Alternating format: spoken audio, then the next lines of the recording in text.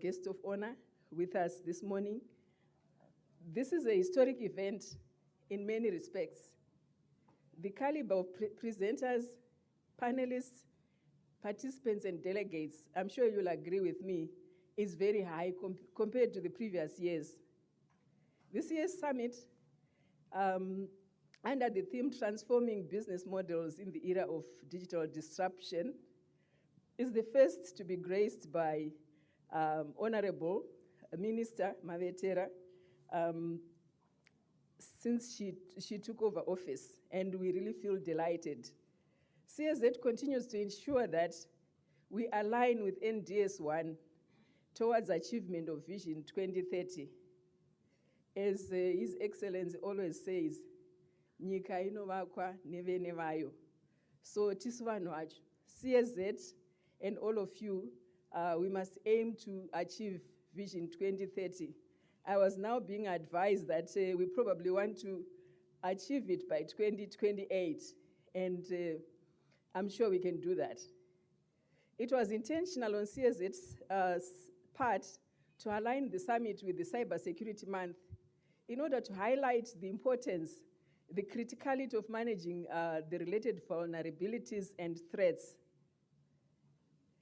We also take note and acknowledge that coming out of the United Nations General Assembly in September 2023, the Digital Acceleration Agenda became top-notch. It came onto the top of the list, shaped by ITU, UNDP, IDB, and BCG, and others.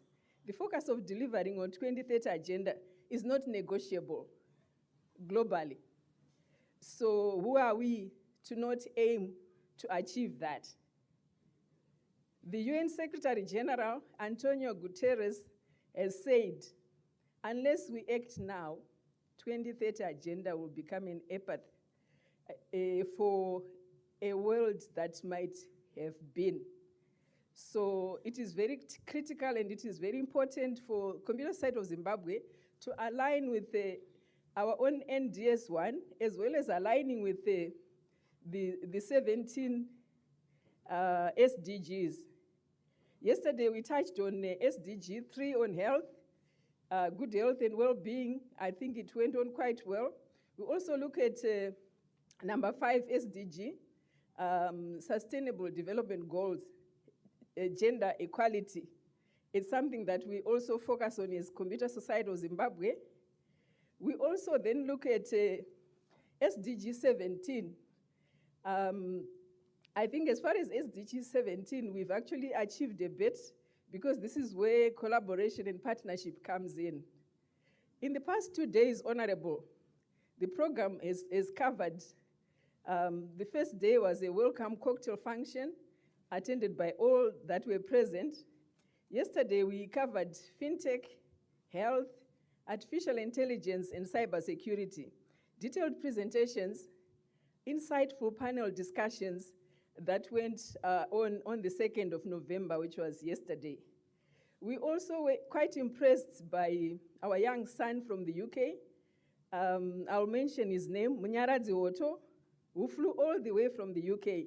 He says he heard from Telwan that there was something happening at the Computer Society of Zimbabwe. And he said, I want to go and share my knowledge. And just, thank you. And he did share his knowledge. And over and above that, this morning he came to say he wants to become a member of the Computer Society of Zimbabwe. And he also wants to be able to contribute substantially to the Computer Society of Zimbabwe. So he's already become a member, or he's in the process of becoming a member. The arrival of the PS, Dr. Matekaire yesterday, was actually at the right time, and it was well appreciated. As his participation, I'm sure you'll all agree with me, his discussion points were very valuable, and we got to know about quite a lot of things that government is doing on the digital space. On the Digital Economy Forum, CSZ is represented by TV. I know most of you know him as Tiabo Velapini, and there's quite a lot happening there. He's the secretary there. So we're really cutting across. So what are we saying? Locally, we've also tried to achieve quite a few things, although I'll also talk about the international scenario. The launch of the Women in ICT, which happened in March, to be specific, on the 24th of March, was a success for us. And on that note, you'll allow me to call the chair, Bianca, and all the executives on the ICT, Women in ICT, just for 1 minute, so that you can see them, and maybe Bianca can say something in 1 minute. But I know I will keep my time, don't worry, I'm not going to run over. Bianca, Mavis, Blessing, Viola. These are the women who made it. Please come to the front. These are the women who made it.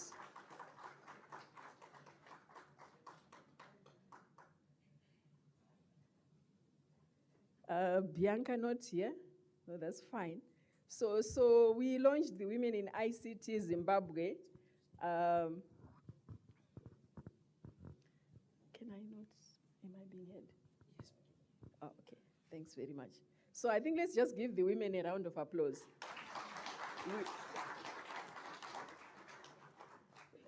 Thanks very much. Do you want to say something? Okay, all right.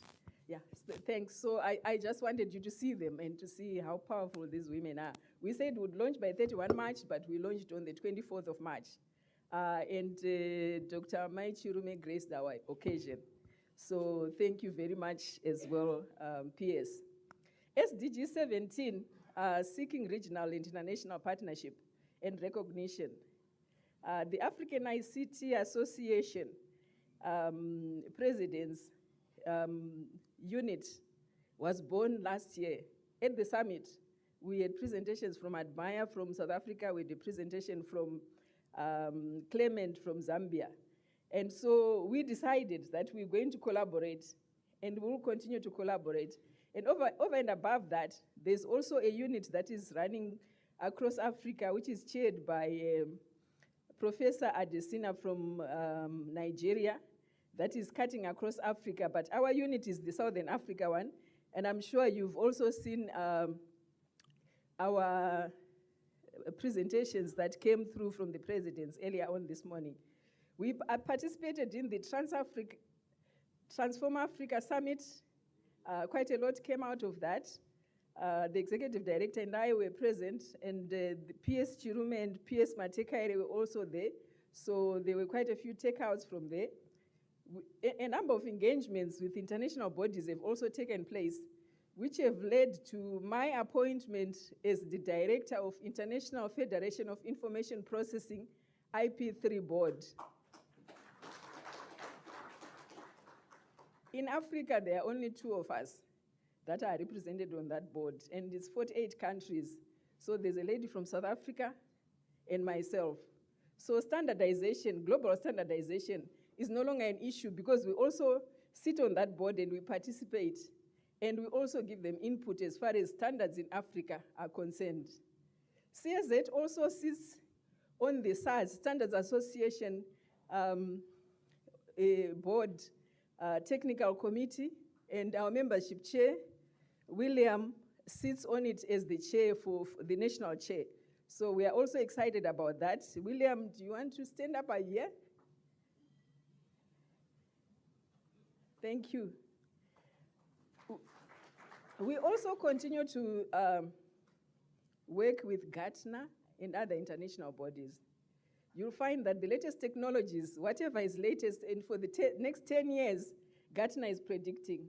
So as far as we are concerned, we already know, or we already envisage what we might happen. So CSZ is well informed because we are participating with those bodies. Coming to government, I think the coming on of Dr. P.S. Matekaire was a blessing for us. It was also one of those offices that were not easy to get to. But so far, I think since this year, we have seen a lot of cooperation, we've seen a lot of collaboration, and we've been co-opted onto the OPC ICT Policy Review Committee. So Freddie, our vice president and I actually sit on that committee, and we were in Bulawayo where we reviewed policies for the nation. And Doc was telling me that that document is now published. So if you see that document, you'll see my name, you'll see Freddie's name, because we participated. CSZ also continues to participate in the NDS strategic review session. Freddie was also part of that session sometime early this year in May. I also participated at the ZCon, the Ministry of Finance-driven conference that happened last month. So this recognition is really something that we are liking, because now we're getting to know what happens across government. And sometimes when you don't know enough, you think, there's a lot happening, and in-depth discussions are happening, and there are a lot of detailed plans, and we also get to participate and give our input.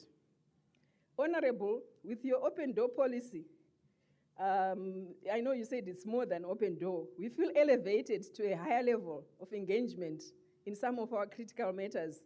And we know that you've already addressed one of the matters. We came to you with 3 strategic issues, and one of them was for you to please attend the summit, and the other one was to do with the digital literacy, and that one is already addressed, and the MOU is ready for signing. So I think we're very excited about that, members. Can we give ourselves a round of applause? So what is on the cards? While AI and all other technologies are critical, we continue to observe the low level of digital literacy in both the private and the public sector. I'm sure you testify that even in the very big companies, there isn't much that happens as far as training our users to be digitally competent, to be digitally there. They can go to one page of Excel and just do a little bit of calculation, and that's all they do. So we're actually now looking at ensuring that every citizen is enabled. And we've got a SRA project that Viola maybe will give us a minute to talk about, where we are going to be training using ICDL products. And ICDL has covered both Zimbabwe and Zambia. So we've got 2 countries that we support as far as ICDL is concerned. Lastly, 2023-2024 President's Initiatives. Last year, one of them was Women in ICT launch, and we did achieve, and a few more. So we are launching, and there's been quite a few issues around, why women, what. So we are launching a group called Boys Who Code, or Boys That Code. I'm sure some of you have already seen that happening overseas. So Boys Who Code will be launched by March, and that will happen. We will launch it in the Women's Month as well, because we are planning a grand conference for women in March. So boys, there you are. I know it includes all men, but the old language that kept being used was boys will always be boys, whatever that means. So that's why I decided to call it boys. We will also launch a CSZ AI special interest group or chapter. So with immediate effect, we will have representation. Anybody who wants to join the AI chapter or a SIG, we will decide with council whether to call it a special interest group or a chapter. So we are starting that one with immediate effect. By December 2023, that one will start running. And the concept papers and all the documents will be drafted and circulated to members so that you get to understand. We are also launching a CSZ research hub. We've seen that we are very weak on research as CSZ. We should be the go-to point if anybody needs something, if anybody needs later technology, later innovation, and so on. And we're also combining that with digital transformation for the computer side of Zimbabwe. That's going to be run under Viola's office at the Secretariat. So those are the 2 ideas that we're talking about. And some of these are already in our strategic plan. So in conclusion, Honorable, we do value your open door policy, and we do value the engagements to date, and we thank you. To our members, sponsors, delegates, we thank you for your participation at this summit and your continued support or enablement. I'm also changing the words now. So maybe you are enabling the CSZ, as mentioned by my colleague Clarence when he was presenting that. When you say support, you're supporting from a distance, but when you are enabling, you're really just making sure that the business goes and it grows. You've taken us this far since 1974, and we continue to value your input. Zimbabwe digital economy and towards Vision 2030 agenda, we are at it, and we'll get it right. But we are appealing to members to not only just join us when you want to come to the summit to the Victoria Falls, we want your participation during the year. Please join us, please collaborate with us. Please tell us if there are any areas that you feel need enhancement, and we will enhance them for you. I will ask Viola to just come and talk 1 minute about ICDL, and then we close. I thank you.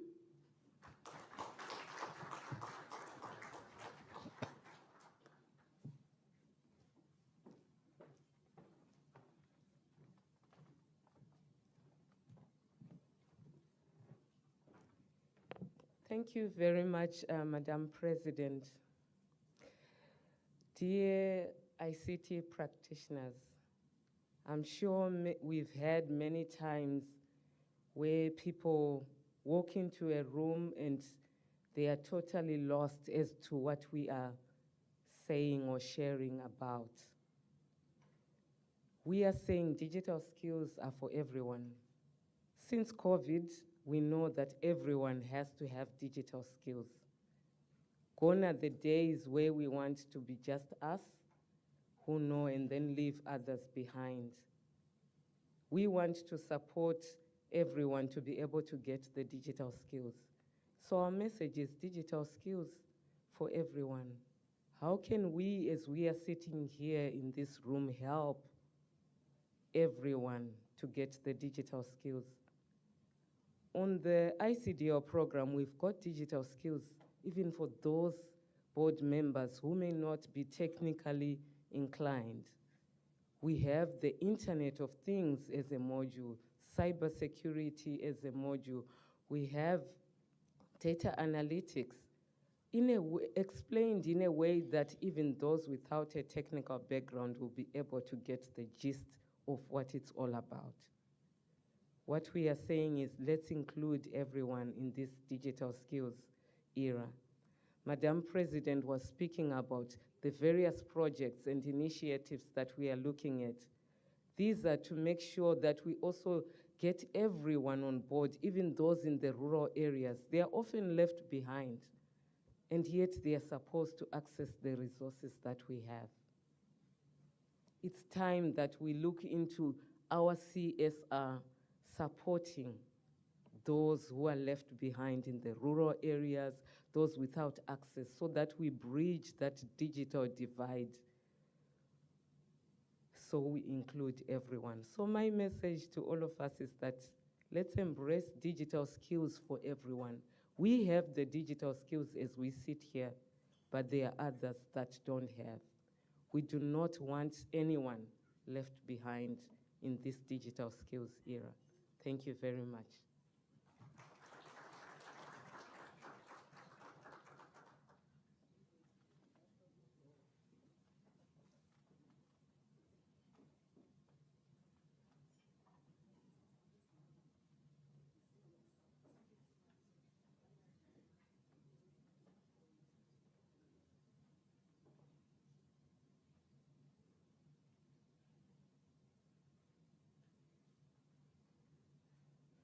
Thanks very much. I think our job is done, but I think there's a next very important person whom I must also introduce. I'm sure you all know Dr. Mai Chirume. She's been in the IT industry for as many years, I think more than 30 years now. So she knows everything there is to know about policy, about strategy, about everything that we must be doing as private and public sector. So I will hand over to Mai Chirume because she's going to introduce our guest of honor. Thank you.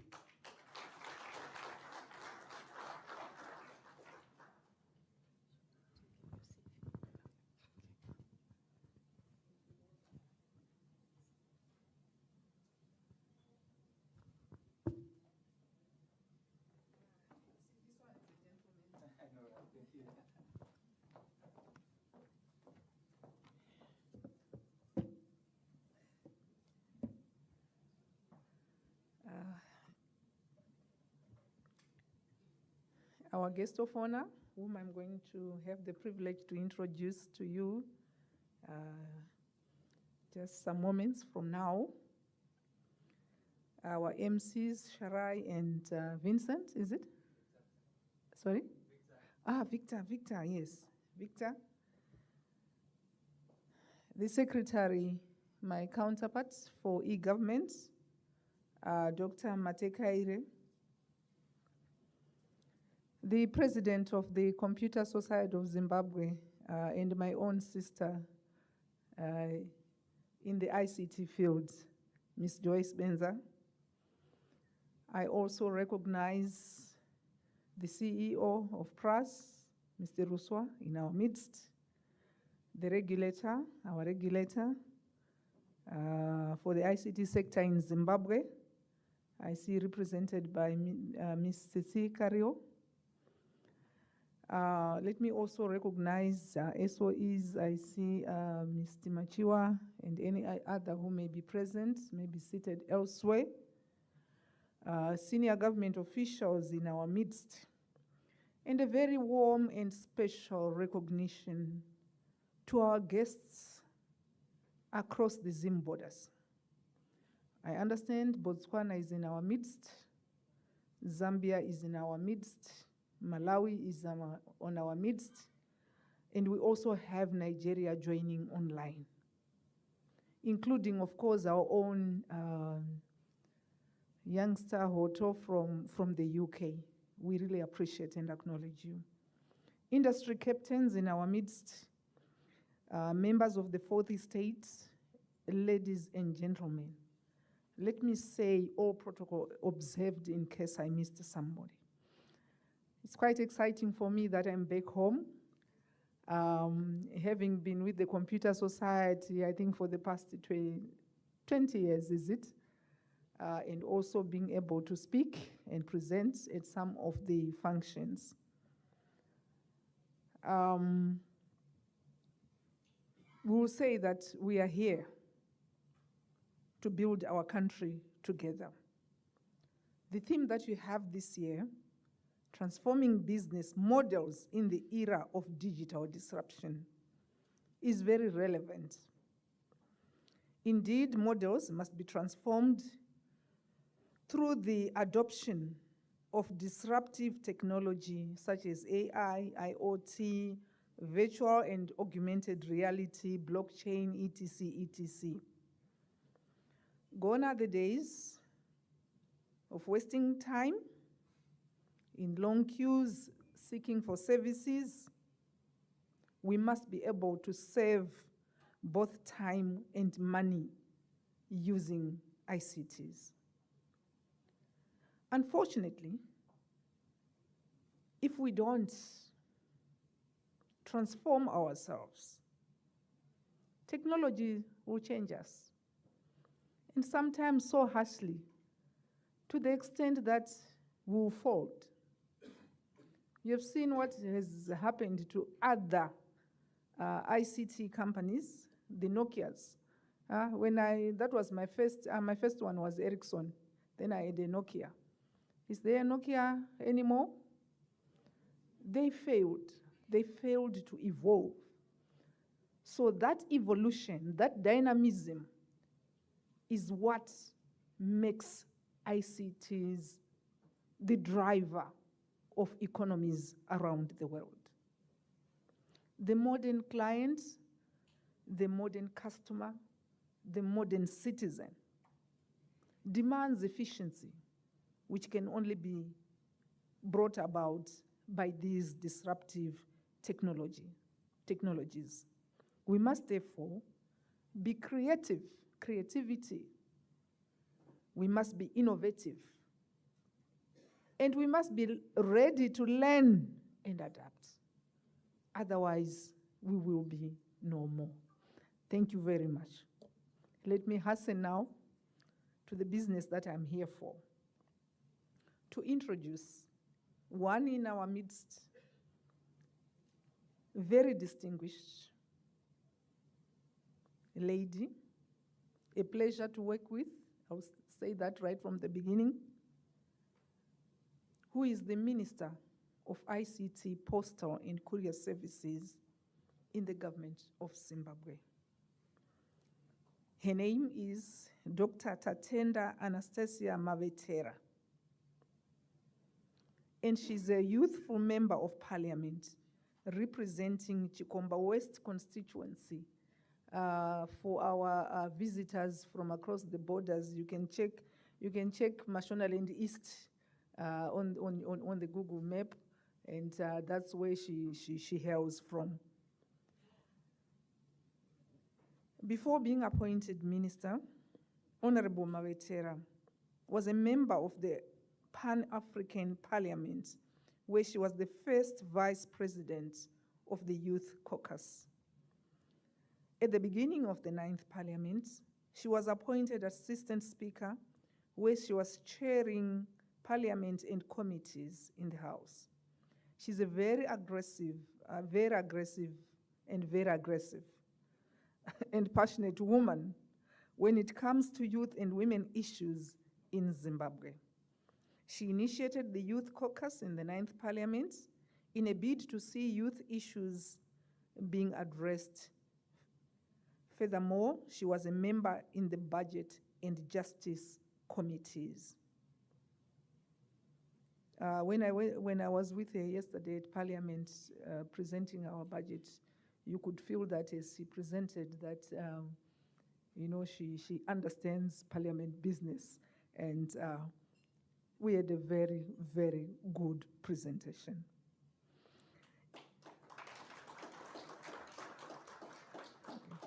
In 2021, in yet another political dimension, she initiated a movement dubbed Young Women for ED.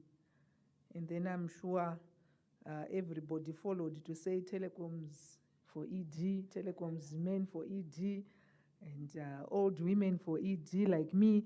We all followed, but that was the initiative, which also gave birth to other several affiliates of movements under the 4ED banner. Educationally, she holds an honors degree in management and marketing and a master's degree in strategic marketing. She's a strategic marketer and information communication expert who has been in the ICT industry for the past 11 years. Honorable Dr. Tatenda Anastasia Mavetera was awarded a doctorate in humane letters by the International Women's University for the contribution she has done to emancipate women, more importantly, the young women in Zimbabwe. She's currently studying another doctorate in business leadership from the Midlands State University. And this is very true because I checked, because I once sat on the MSU Council. So, and I've seen the VC, and he's telling me that she is of a caliber, above most of us. Ladies and gentlemen, can we put our hands together as I humbly invite the Honorable Minister of ICT, Postal and Courier Services in Zimbabwe to give us her remarks. Honorable Minister, Madam.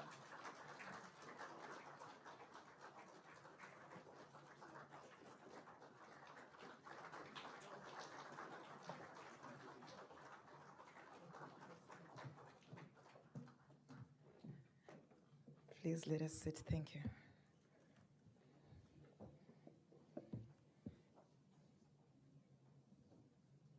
Good morning. I see very brilliant, beautiful faces, handsome, I should say, faces around here. And of course, very knowledgeable faces. At least maybe some noise to show at least that there's some young people here. Thank you, Spera. Thank you very much. Let me acknowledge the presence of our MCs, Sharai and Victor. Victor is reminding me, you still remember him from Star Kids? I don't know those that watch ZBC. That's my foundation, so I watch ZBC a lot. Let me also acknowledge the presence of the President of the Computer Society of Zimbabwe, Mrs. Joyce Benza. The CSZ Council members here present. The Permanent Secretary for ICT, Post and Courier Services, Dr. Beulah Chirome. The Permanent Secretary for the E-Government Unit in the Office of the President and Cabinet, Dr. Matekaire. The CEO of PRAS, Mr. Clever Roswa. The Director General of Portras, Dr. G.K. Machengete, represented here by Ms. Samario, the Portras Director for Data Protection. ICT associations, computer associations, which are here, or the Computer Society presidents from across Africa. Let me also recognize Dr. Audrey Masizana, who is the president of the Computer Society of Botswana. Mr. Clarence Gama, the president of the ICT Association of Malawi. Mr. Clemens Sinyangwe, who is the president of ICT Associated of Zambia. Ms. Senele Goba, who is the president of the Institute of Professionals, South Africa. Professor Sodia, the president of Nigeria ICT Association. Munyara Zohoto from UK. Mr. Javan Janja from Bekatili. Senior government officials here. Captains of industry. Institutional members here present, represented, and also those that are also present. Individual members, distinguished speakers and guests, sponsors, the media, ladies and gentlemen. It's a very good morning to you all. It gives me great pleasure to be here at this Computer Society of Zimbabwe 2023 ICT conference, running under the theme, Transforming Business Models in the Era of Digital Disruption. The 21st century is inundated with disruptive technologies. The emergence of digital technologies such as cloud computing, artificial intelligence, big data analytics, the Internet of Things, the blockchain, have revolutionized various sectors globally. Industries such as transportation, Uber, accommodation, Airbnb, retail, Amazon, media, Netflix, and finance, fintech companies have experienced significant disruptions due to digital innovations. In Zimbabwe, traditional businesses face numerous challenges in adapting to this era of digital disruption. Many industries still rely on outdated systems and processes that hinder their ability to compete effectively in an increasingly digitized economy. Limited access to affordable broadband internet infrastructure remains a critical barrier for businesses seeking to embrace digital transformation fully. Furthermore, insufficient technical skills among employees hamper efforts towards adopting new technologies successfully. Embracing digital transformation is also very essential for businesses in Zimbabwe if they want to remain competitive in a globalized market characterized by rapid technological advancement. By investing in ICT infrastructure, upgrades, and integrating technology into their operations, organization can harness its power to improve efficiency, enhance customer experiences, create new revenue streams, and gain a competitive advantage. Artificial intelligence, AI, has taken center stage, leaving both governments and also private sector needing to ensure they derive value from its adoption and implementation. Questions such as whether is Zimbabwe ready for AI and the legal aspects around consumer protection are also being raised. This is where the Minister of ICT, Post and Courier Service needs to also input from government, private sector players, and other stakeholders to also advise in terms of the policy that we need to also move going forward. This equally applies to other novel technologies such as blockchain, machine learning, the Internet of Things, data analytics, cybersecurity, cloud computing, to mention just a few. ICT enables businesses to streamline processes, automate tasks, leverage data analytics for informed decision-making, enhance communication and collaboration within the organization.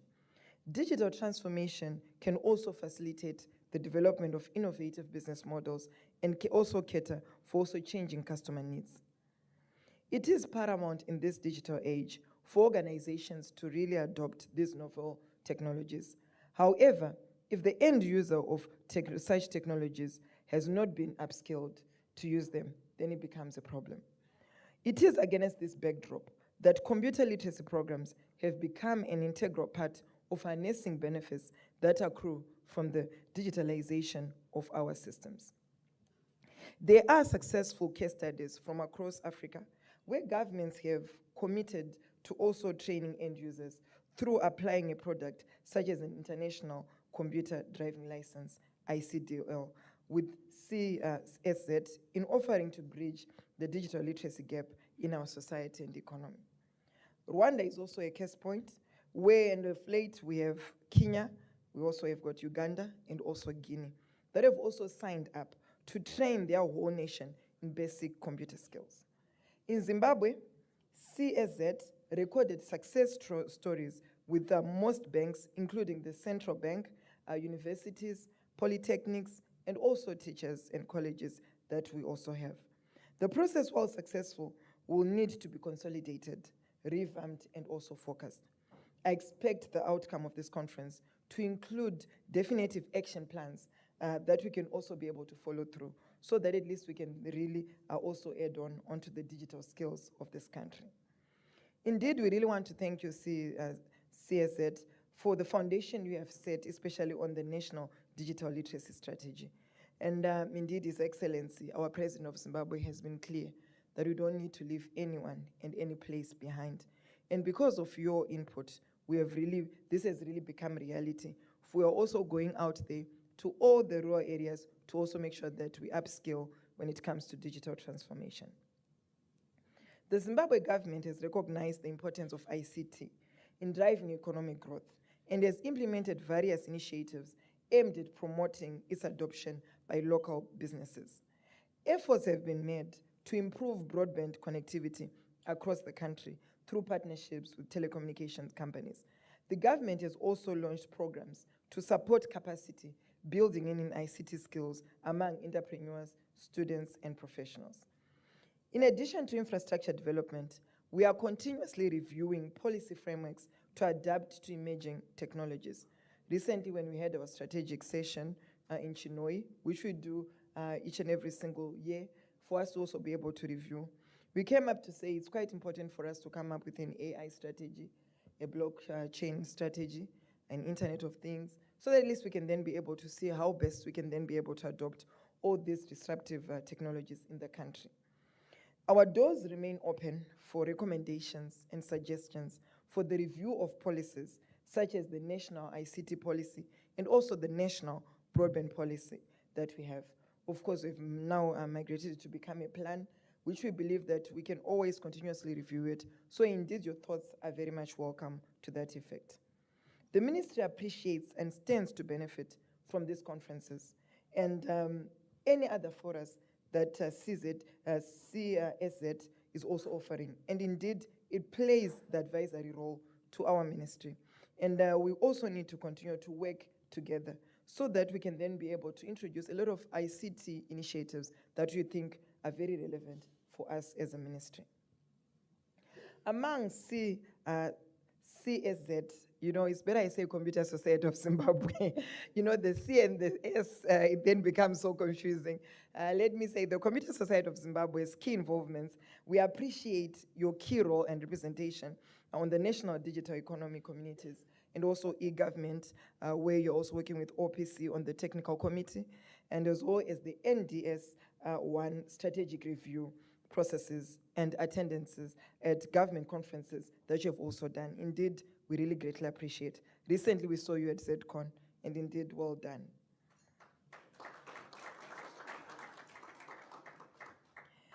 The public and private sectors are constantly looking towards the ICT sector for solutions and innovative ways of addressing their challenges. I therefore challenge you as ICT professionals to bring up the solutions to today and tomorrow's problems. The ministry is so excited about the formation of the Women in ICT Zimbabwe. And indeed, this is a very good initiative. And I think let me applaud you for that. I'm happy that you have also thought of also stretching up to also make sure you have got boys in ICT. I think it's very, very important. We also need to make sure that we don't need to leave anyone behind. And I think I had an outcry from a lot of boys saying, why is it it's always girls, girls, girls, and there are no boys? So boys, at least brace up for this one. You're going to also get involved. Yeah, when we had our brief, I thought there were a few issues which were also raised, which I thought is quite important for me to also be able to speak onto those going forward. I understand that yesterday when you had a conversation, you talked about you also offering to say, yes, we are there, we want to partner with the government, we want also to even partner with our expertise and also even with some resources to also assist the government. Indeed, I don't want to lie to you. One of the limitations that we always have as a ministry is the issue of resources. So indeed, I know when you are ICT professionals, you would actually aim and would actually hope for the best, especially in the ICT industry. And all I can say to you is my doors are open and I'm very, very welcoming to make sure that we get the ICT sector that we want. I'm very, very happy with His Excellency, our President, also appointing such a young person like myself. It leaves a lot to be desired, but all I can say is, you know, young people are associated with some bit of some energy of some sort. So definitely I have the energy and I've got the time, and I'm also committed to see the ICT sector that you might want. I'm sure we need to brace up for quite a revolutionized ICT sector coming through, because definitely we are willing to work. I was even saying that it's not business as usual. We need to work. And it's not 24 hours a day, it's not 6-7 hours a day, but 24 hours a day. We are willing to work, and indeed that is why we're here. I believe that it's quite important that when we are a government, and this is exactly the same trust that His Excellency, our President, has, where he believes that we've got a social contract with all the people of Zimbabwe. And that social contract entails us providing an equitable service to the people of Zimbabwe. And indeed, when we're talking about ICTs, it's quite important for us to also make sure that we live through this. We need to also make sure that all these disruptive technologies which are there, we need to adopt them, and also need to see a facelift when it comes to the ICT sector in Zimbabwe. I'm very happy that the Permanent Secretary who is in charge of e-government is also here. I know there are a lot of comments coming through when it comes to us having Gmail accounts, especially for our government. And indeed, let me say, definitely this is not a very good picture, but indeed we're also working with GISP so that at least we can then be able to see how best we can, because of late, GISP, which is the government internet support system, program, is also doing that, where they are now working together with the ministry, together with the ministry and also e-government unit, for us to make sure that at least we can then be able to come up with a .gov government domain, which we can also have as a country. The other issue I thought that was also discussed was also the issue of data. Yeah, is that right? The issue of data, I'm sure, it's quite a topical issue. And I'm happy Tel One is here, Liquid is here, Net One, maybe it might not be here, but maybe they've got a representative which is here. Econet, yes, I can see their banner, so definitely there are some representatives from here.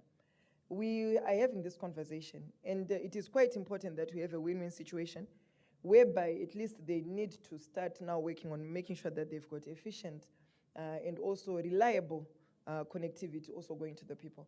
And at the same time, they've, of late, maybe let me also hasten to say, our tariffs, maybe I would want you to also do a comparison from all other countries.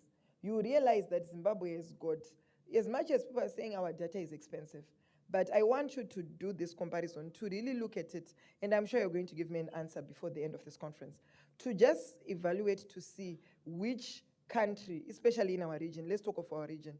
If you look at the prices of our tariffs and compared to all the, especially in the region, I think I would want you to also look at that, and then you give me an answer before I go. But according to what Potras also presented, I'm sure, you made a statement, a press statement. They were saying that indeed Zimbabwe has got the least tariffs compared to the region. So if you look at it, right now we have got ZWL rated tariffs. So because of that, you realize that when it comes to the US dollar, it's even discounted. So of course, we're having talks with the telecoms operators, but they were actually saying we need a win-win situation, which also sustains them and keeps them in business, at the same time also making sure that the consumers are happy. So on that one, I'm sure you're going to give me a response before we finish, but indeed it's quite important that we also have that conversation going forward. Let me also say, we do not pride in mediocrity, but excellence. And for us, as the Second Republic led by His Excellency Dr. Idi Mnangagwa, we are tasked to make sure that at least we pride on excellence. So indeed, let us work hard together, let's collaborate to see the best that you want. And indeed, I believe, even in our Shona idiom, it says, "Anogona sata jaro." So because of that alone, there are a lot of thoughts that you have. Come in, let's collaborate, tell us, and then we can then be able to implement. Lastly, I would like to wish you all fruitful deliberations at the summit, and I hereby declare the Commuter Society of Zimbabwe ICT Summit 2023 officially opened. I thank you.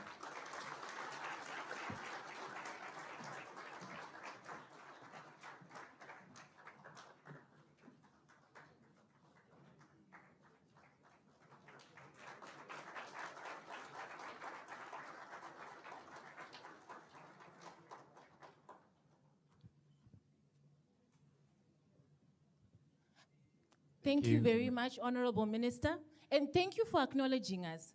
The whole time, no one has really acknowledged the MCs, eh? And we've been here, right in front of them, but then you acknowledged us, and thank you very much for that. Ladies and gentlemen, you heard it. What I took note of first, before we talk about anything else, is the propagation of the .gov domain by GISP, the Government Internet Service Provider. I understand the ministry is working very hard with GISP to propagate that. Basically, what that shows us is the fact that the government is really proactive in making sure that even civil service is actively considering and working towards an ICT standard that we as individual companies, SMEs within the room as well, should also emulate. That's very true. That's very true. Did you see how people are excited when our honorable minister had to say, "I'm going to be answering questions"? So we don't want to waste time before people forget their questions. Get the time to grill her, right? So let's take it on. Let's move on. This is the only chance you guys have. Exactly. Yes. Yep. So, ladies and gentlemen, before we go into our public sector segment, we have a keynote speaker. And throughout the sessions, I've also been telling you guys that this is the only chance and the only time you can get to grill people of such relevance. And after today, I did not say anything. Ladies and gentlemen, we are talking about an accomplished scientist and technologist with extensive practical domain knowledge and experience spanning over 2 decades, serving in the OPC, SERDIC, and Bindura University. He's an effective collaborator, transformative leader, and builder of high-performance teams, qualities, and have earned him some respect and acclamation in organizations that he has served in. Mind you, OPC is also recognizing how good this person is. He holds a PhD in molecular and cell biology from the University of Cape Town, an MSc in plant physiology from the University of Havana, licentiate in biology with the education of ERIG, Jos Verona, Havana, a postgraduate diploma in science communication. Doc, if I pronounce some of these wrong, please forgive me. Then he also has a postgraduate diploma in science communication, postgraduate diploma in bioinformatics, and various other certifications. In his current portfolio as head of e-government, he oversees and coordinates the digital transformation program for the government of Zimbabwe.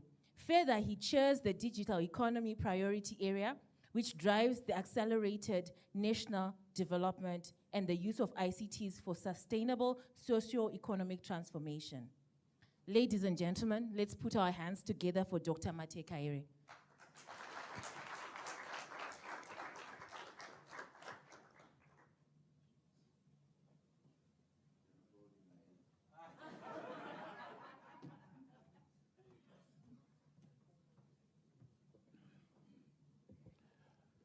Ladies and gentlemen, I want to thank you, Honorable Minister, colleague secretary, I want to thank you. Allow me, Honorable Minister, to ride on the protocols already enunciated by PS Chirome. Ladies and gentlemen, what I'm going to say is first to give context to why we are here, which is very important in the trust that we are embarking as government in order to ensure that our citizens are happy.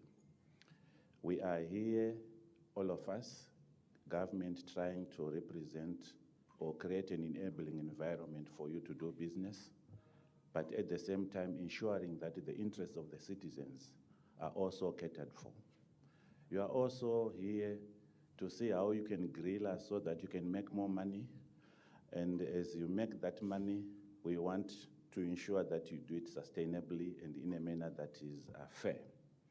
I would briefly touch on a brief introduction so that I situate myself in the context of what generally government expects of us to be doing with a view to, or in the context of NDS 1, but also to see how private sector interrogation or interaction with government vis-a-vis digitalization can be speeded up and or enhanced in order to offer efficient and secure services to our citizenry.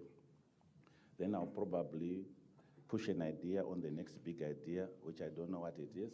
So the governments worldwide are working on embracing digital transformation in order to enhance the lives of the citizens. But in also another context is order to streamline government processes and improve transparency through citizen engagement. And this is done through digitalizing services, adopting technologies such as cloud computing, utilization of data analytics, and implementing emerging technologies so that we inform policy. The increasing use of mobile devices, by the way, no one taught our rural folk how to use these devices, but they are active in using these devices. So the increasing use of mobile devices compels governments to focus on providing convenient mobile-friendly platforms and applications that make services easily accessible to the citizen. Another important dimension is also to promote transparency and innovation. Government information needs to be accessible, which is the open data policy, to allow citizens, businesses, and researchers to analyze and utilize the data to develop new services and insights. Another critical thing is also the shift to digital platforms that requires measures to protect the confidentiality, integrity, and availability of data. Governments continue to invest in cybersecurity to safeguard information and maintain public trust. Also, the government of Zimbabwe, given the above, is thus seized with creating a conducive environment that promotes synergies with the private sector and other players in order to allow digitalization to flourish. Let me situate myself within the NDS 1 in the digital economy. The National Development Strategy 1 NDS 1 is Zimbabwe's economic blueprint. We all know the president with a small p spoke about it when she was giving a speech. That we aspire to be a prosperous and middle income or an empowered country by our society by 2030. And if you read into the NDS 1 document, it says it is the private sector led and entrenches ICTs as a key enabler for the growth of the economy. Now, to what extent have we involved the private sector in NDS 1? So we are also here to make sure we give fulfillment and traction to this directive that is in the NDS 1 document. And to that extent, I can wish and categorically state that as part of the review program of the NDS 1 strategy, We have been instructed, for example, in the Digital Thematic Working Group, to ensure that whilst we chair the Digital Thematic Working Group, the co-chair should come from the private sector. So we believe that private sector for the ICT sector is this environment. So we'll get a co-chair from this environment. Among other NDS1 objective is the need to modernize the economy through the use of ICTs and digital technology. But this is only achievable through taking a holistic, collective, and inclusive approach in the co-creation of an ideal digital ecosystem in the country. So therefore, NDS1 mandates the digital economic priority area to coordinate all ICT sector digital transformation initiatives, working closely with private sector players, civic society, and cooperating partners. By the way, all this that I'm explaining is not independent of the Minister of ICT. We work under the Minister of ICT in order to improve this, only that we have been given a coordinating task across all the MDAs, lest you get confused and some of you would then begin to say, it is a government that is confused. What is confused are people who don't understand what government's initiative in this is.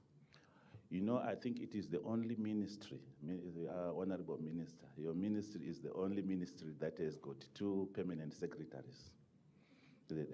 So let me put my context to what the digital economic pillars are, briefly. Digital infrastructure, which ensures availability of accessible, affordable, reliable, and resilient infrastructure necessary to deliver digital goods, products, and services. In this case, I cite our data centers, broadband infrastructure, communication networks, high-performance computing center, as cases in point. Another pillar is the digital platforms that are software-based online infrastructure that facilitates interactions and transactions between service providers, consumers, and users. Critical to this is also the digital financial services, where financial services are accessed and delivered through digital channels. On this note, allow me, Honorable Minister, to take this platform so that we enhance. Right now, we've got 2 bills that are still outstanding since 2021.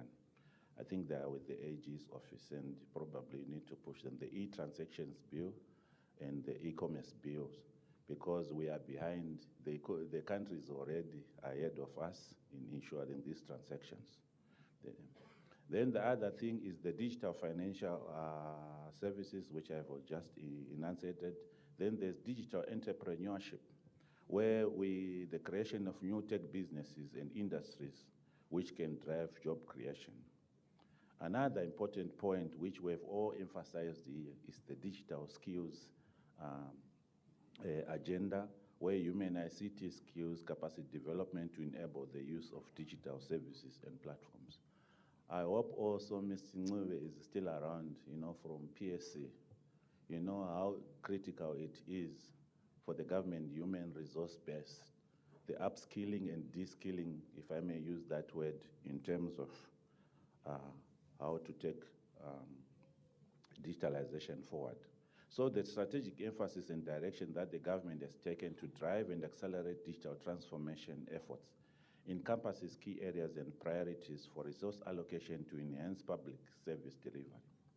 So digital service delivery to citizens through convenient and accessible user-friendly online portals, mobile applications, and other digital platforms, leveraging data and analytics to improve policy formulation, decision-making, and drive efficiency in public administration. E-government infrastructure and systems that are necessary to support the digitalization effort, digital literacy skills, capacity building for the workforce and the generality of citizens to which the Computer Society of Zimbabwe is seized with.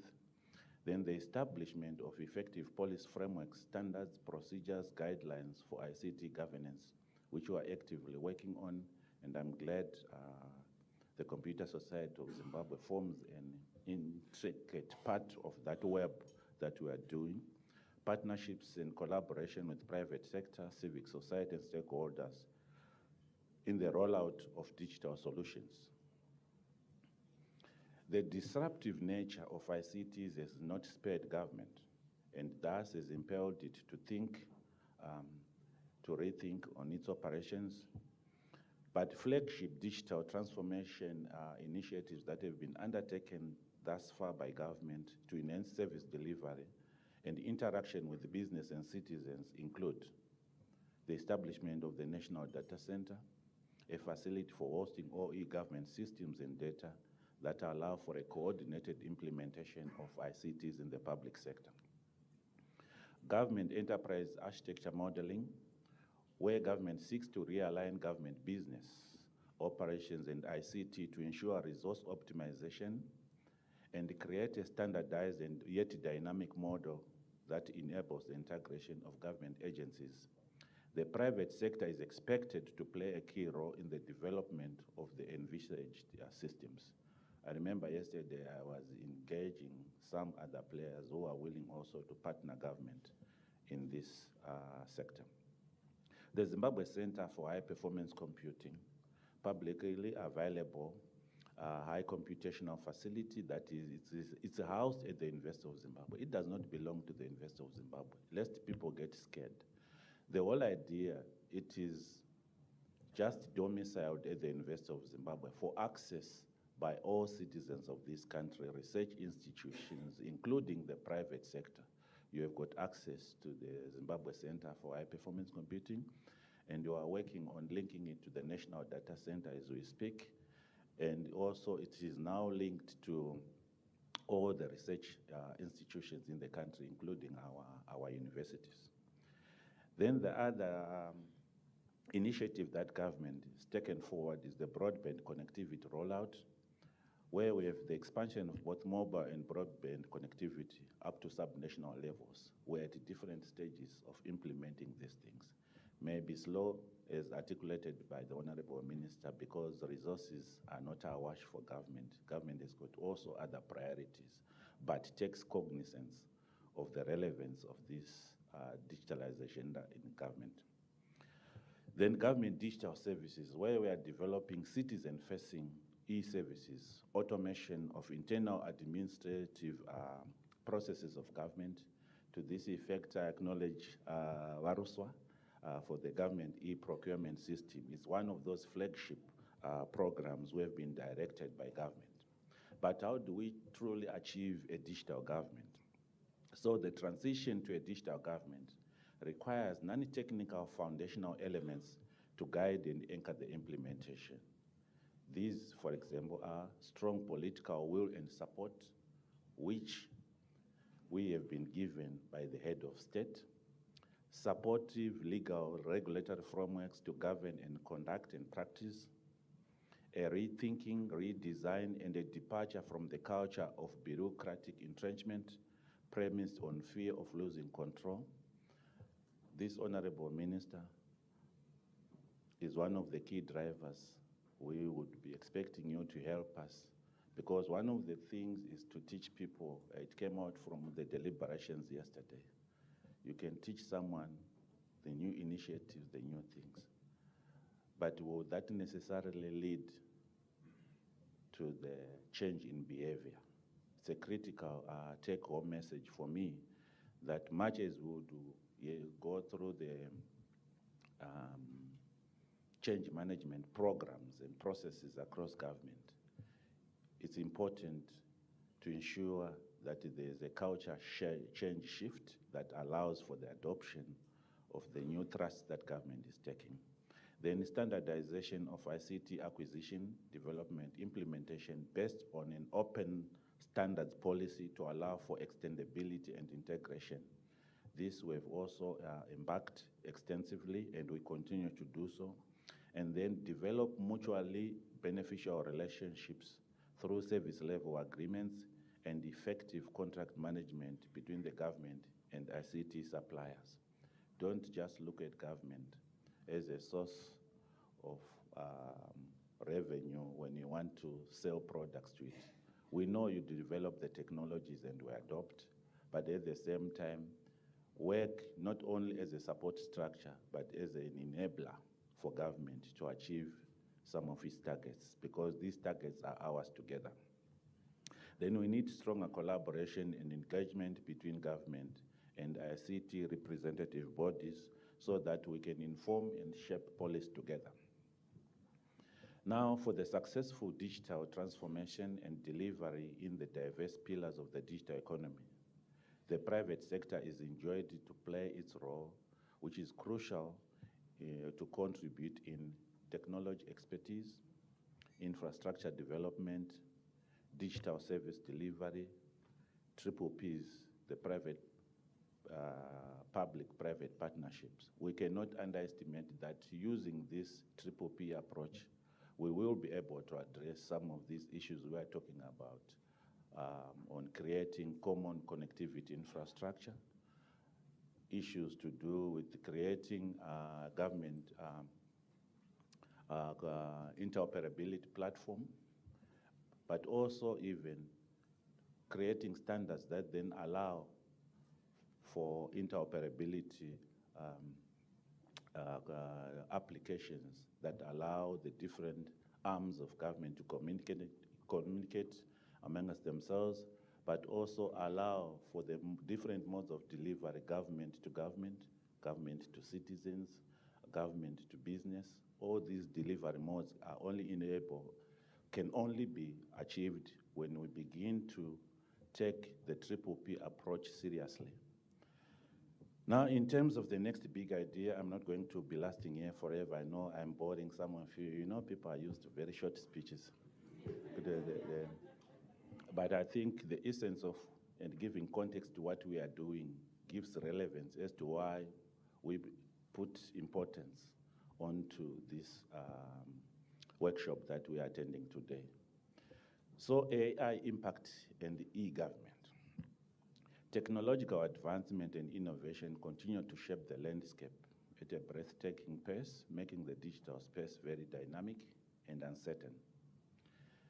The transformative impact of emerging technologies, especially AI, across various industries and sectors compels government to consider harnessing the potential of AI as it opens new possibilities for automation, operational efficiency, data analysis, fraud detection, personalized services to citizens. If we refocus on what Dr. Nyakabao presented yesterday, you could then look at, the telemedicine, predictive analytics, and intelligent decision-making.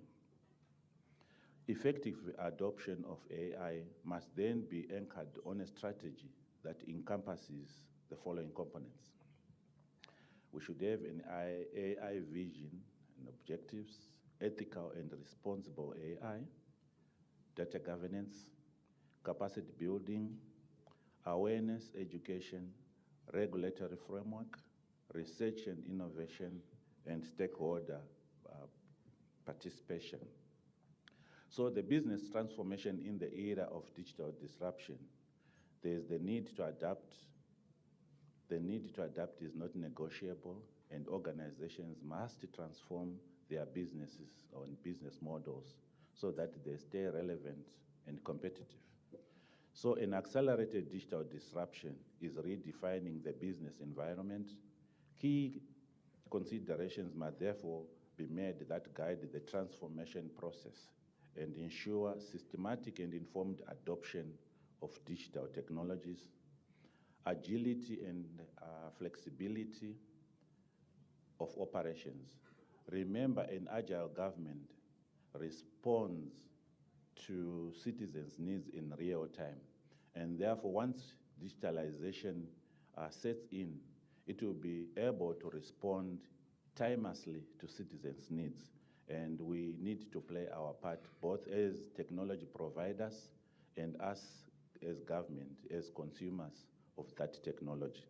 So adoption of a business model that provides for convenient solutions to customers and effective collaboration with partners, continuous learning and reskilling, research, innovation, experimentation to drive continuous improvement. Honorable Minister, I remember when I gave a brief talk on the enterprise architecture modeling exercise to the permanent secretaries.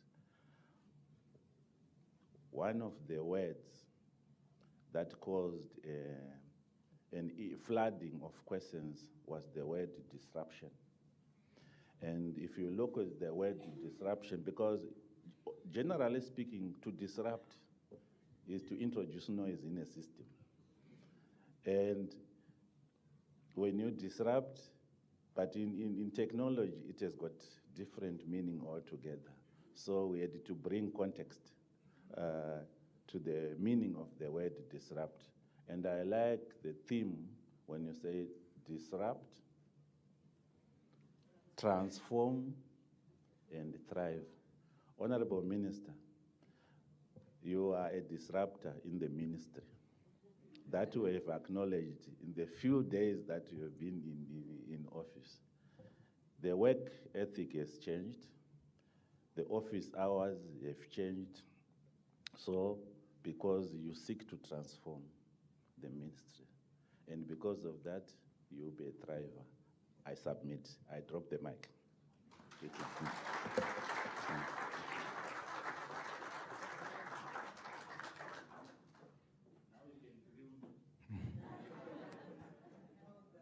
Thank you, sir. Thank you for the great presentation. You walked too fast. I was about to come get your hand. Without wasting much of your time, I'm going to call in Mr. Velemini to come through with the team to introduce his panel. Mr. Velemini, if you can walk through to the stage. Velempiti. Bini. All right, thank you, Honorable.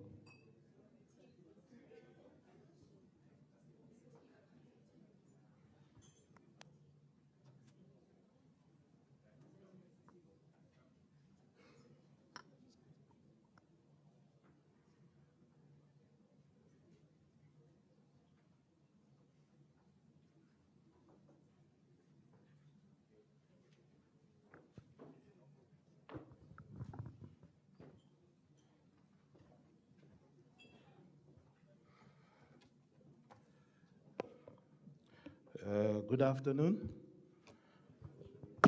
I can't hear the energy there. Good afternoon. Thank you very much. I think I've been given the mini graveyard shift to talk about public sector transformation. I would like to say that all protocol observed in the interest of time, but I'd like to make a special welcome to Dr. Tatena Anastasia Mavetera, who's our Minister of ICT, Postal and Courier Services, and personally my MP for Chikomba West. Welcome, ma'am.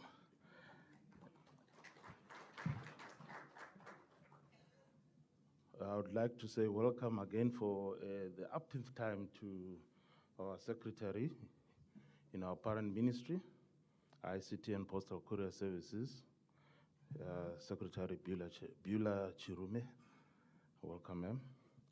And also to our secretary in the e-government unit in the president's office, Dr. Matakaire. Welcome, sir. I will be calling also the two of you to join me here for the panel, and then I will do the introductions for the panel. Also in the panel, I would like to welcome Mr. Clever Ruswa, who is the head of one of the most important regulators, Portras. Could you come up, sir, and join us? And also Joseph Machia, we come a long way, who's the CEO of Tel1. Please come through, sir, and join us for the panel. You can all take up your seats, and then I'll do the introductions for the panel. We're supposed to have Dr. Machengete coming in through as the regulator of our space, which is Portras. I might just ask Tsitsi whether you can come and also sit and also field a few questions. Thank you, ma'am.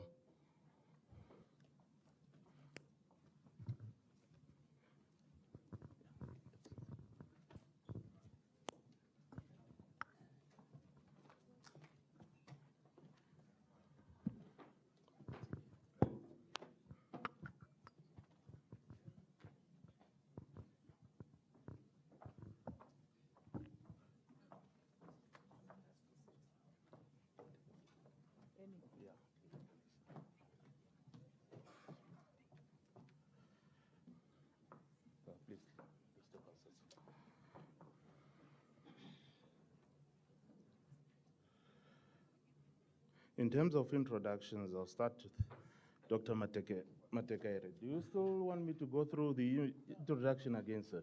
I think that's been amply covered. With your concurrence, I'll skip. Dr. Chirume, would you still want to do the introduction?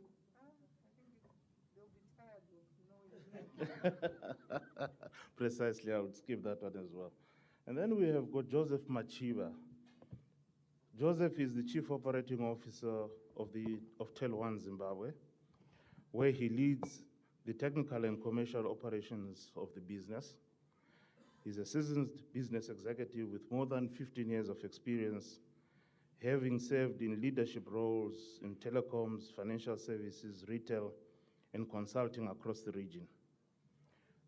And that consulting has included territories like South Africa, Kenya, Burundi, and Lesotho. He holds a master's in business administration from the University of Gloucester and a Bachelor of Commerce honors degree in marketing from the University of Science and Technology. And then I'll go to Clever Ruswa, who is sitting next to Machiva. Clever is the Chief Executive Officer of the Procurement Regulatory Authority of Zimbabwe, a supply chain management expert with more than 30 years of experience in the security, public, private, and development sectors. He has coordinated complex logistics and supply operations in Asia, West and Central Africa, East and Southern Africa. Over the years, his strengths have garnered some recognition and accolades, and Clever is a member of the Chartered Institute of Purchasing and Supply. He holds a master's in business administration from Nottingham Trent University in the UK, and is currently a doctoral student in supply chain management. Those are the brief bios for our team, and I would like to say welcome onto the panel. I will start maybe working on the panel with Machiva. You can come and give us your brief presentation, and then in turn we'll all come in, and then we'll do a panel at the end for the last 15 minutes. Thank you.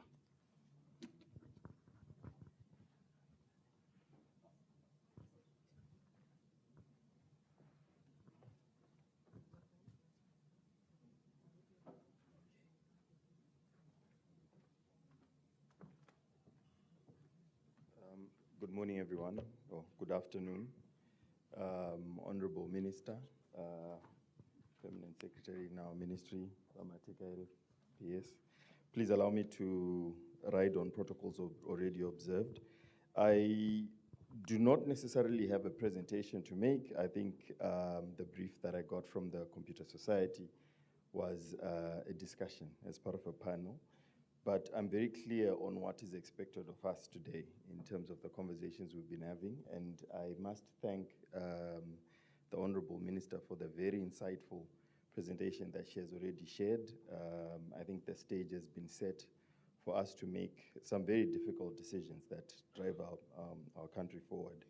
I would like to thank the ministry as well and the minister for the efforts that are being made. And I think that would be my contribution, that, you know, conversations around the National Broadband Plan, conversations around the Smart Zimbabwe Master Plan, and of course the National ICT Policy is something that we're all eagerly looking forward to seeing completed. Obviously, this will set the tone for us to grow and achieve what is excellency has set for us as a target. 2030 is around the corner. And speaking on behalf of Tel 1, we stand ready to support this. And I think we've already started the journey. Not so long ago, we upgraded our backbone network infrastructure. So that is already set and ready to run. I'm glad that we're already working with players in the private sector as well. We're partnering organizations such as Dande Mtande, who I see are here, in using that infrastructure to see our nation grow. So once those policies are in place, Tel 1 stands ready to support and see that we find success in there. Thank you, Mr. Villembe. Thank you very much, Ms. Machiva. I'll now call upon Mr. Roswa to come and say a few words as well.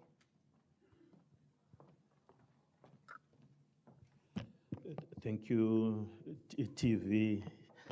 You know, Honorable Minister, myself and TV, we once worked in a certain organization 14 years ago, so I'm happy to see him again today. Salutations to Honorable Minister who graced the occasion, and the two permanent secretaries, Dr. Chirume and Dr. Machakaire. And I also would like to ride on the protocols already established. For me, again, I wait for the direction from the chair of the panel, but just to give a small background for those who may not know, especially our guests to Zimbabwe. I represent the Public Procurement Authority of Zimbabwe as the CEO, which was enacted through the Act of Parliament in 2018 after the repealing of the old Procurement Act. And this part of the electronic government procurement should have been done by 2019, but the background to it is that the government of Zimbabwe through ZimRev got some pledges from development partners who later on cited issues of challenges in terms of the financing. And when we reverted back to our principles through our line ministry, we report through the Honorable Vice President's office. And upon reflection, again, there are other risk mitigatory issues which were then cited, and the resolution was then made to say, let's fund it from our own resources. And I'm happy to report that Treasury then supported us in the funding of the EGP, which we will talk about. Yes, I'm here just to take an opportunity to share one or two experiences which we normally have, colleagues. If you allow me, it's just to indulge me to be the friend of the Computer Society of Zimbabwe. You know, from a public procurement perspective, globally, we always face three challenges. One, resistance to change. Two, technical or capacity gap. And three, the third one, which is corruption in general. So I felt that we just need to have a discourse around these other issues. Resistance to change, I think that can be dealt with. Capacity gaps, we are here, we will discuss, but corruption becomes very tricky in the sense that, unfortunately, some of us, I spent a third of my time at the courts as government witness, where we again meet when people would have done things. I think for those from the jurisdiction of Zimbabwe, there was a talk early this year when computers were being bought or sold around 9,000, but we are not just attacking those who were buying. We are also saying, let's address those who are selling, because in that scope, if one is to look, 9,000 was the cheapest. Amongst the highest in that range was 13,000, and I think those people belong probably to this society. And let's have those discussions to say, what are we doing for our nation? Thank you, Chair. Thank you very much. I can see there was a lot of excitement when you talked about the corruption aspect, and it takes two to tango. It's not just the seller, it's also the buyer. I won't bother asking the other three to have anecdotal speeches, because the doc has just been on the podium also discussing, but I think we can delve into the issues of public sector reform. Joseph, when you look at public sector reform, how are we going to address, or how is the thinking around addressing the last mile? As I sit here, I'm a product of two constituencies, as it were. The urban one, where I put on a suit, and then there's the other one where I'm putting on gumboots and I'm actually at the farm. How do we look at technology bridging that divide?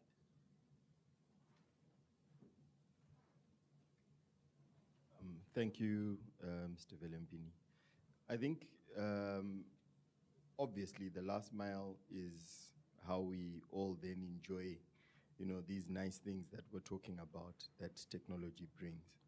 Speaking as an operator, as a state-owned operator, I think the biggest challenge for us is from a resource and funding point of view.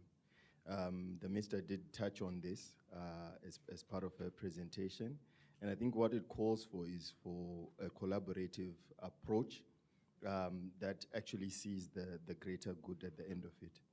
I did mention in my opening remarks that as TEL1, we've made significant progress in terms of upgrading the backbone of our network in terms of reaching all major points of presence for our population. But the glaring gap, as you correctly pointed out, is the rural folk that are not getting connectivity.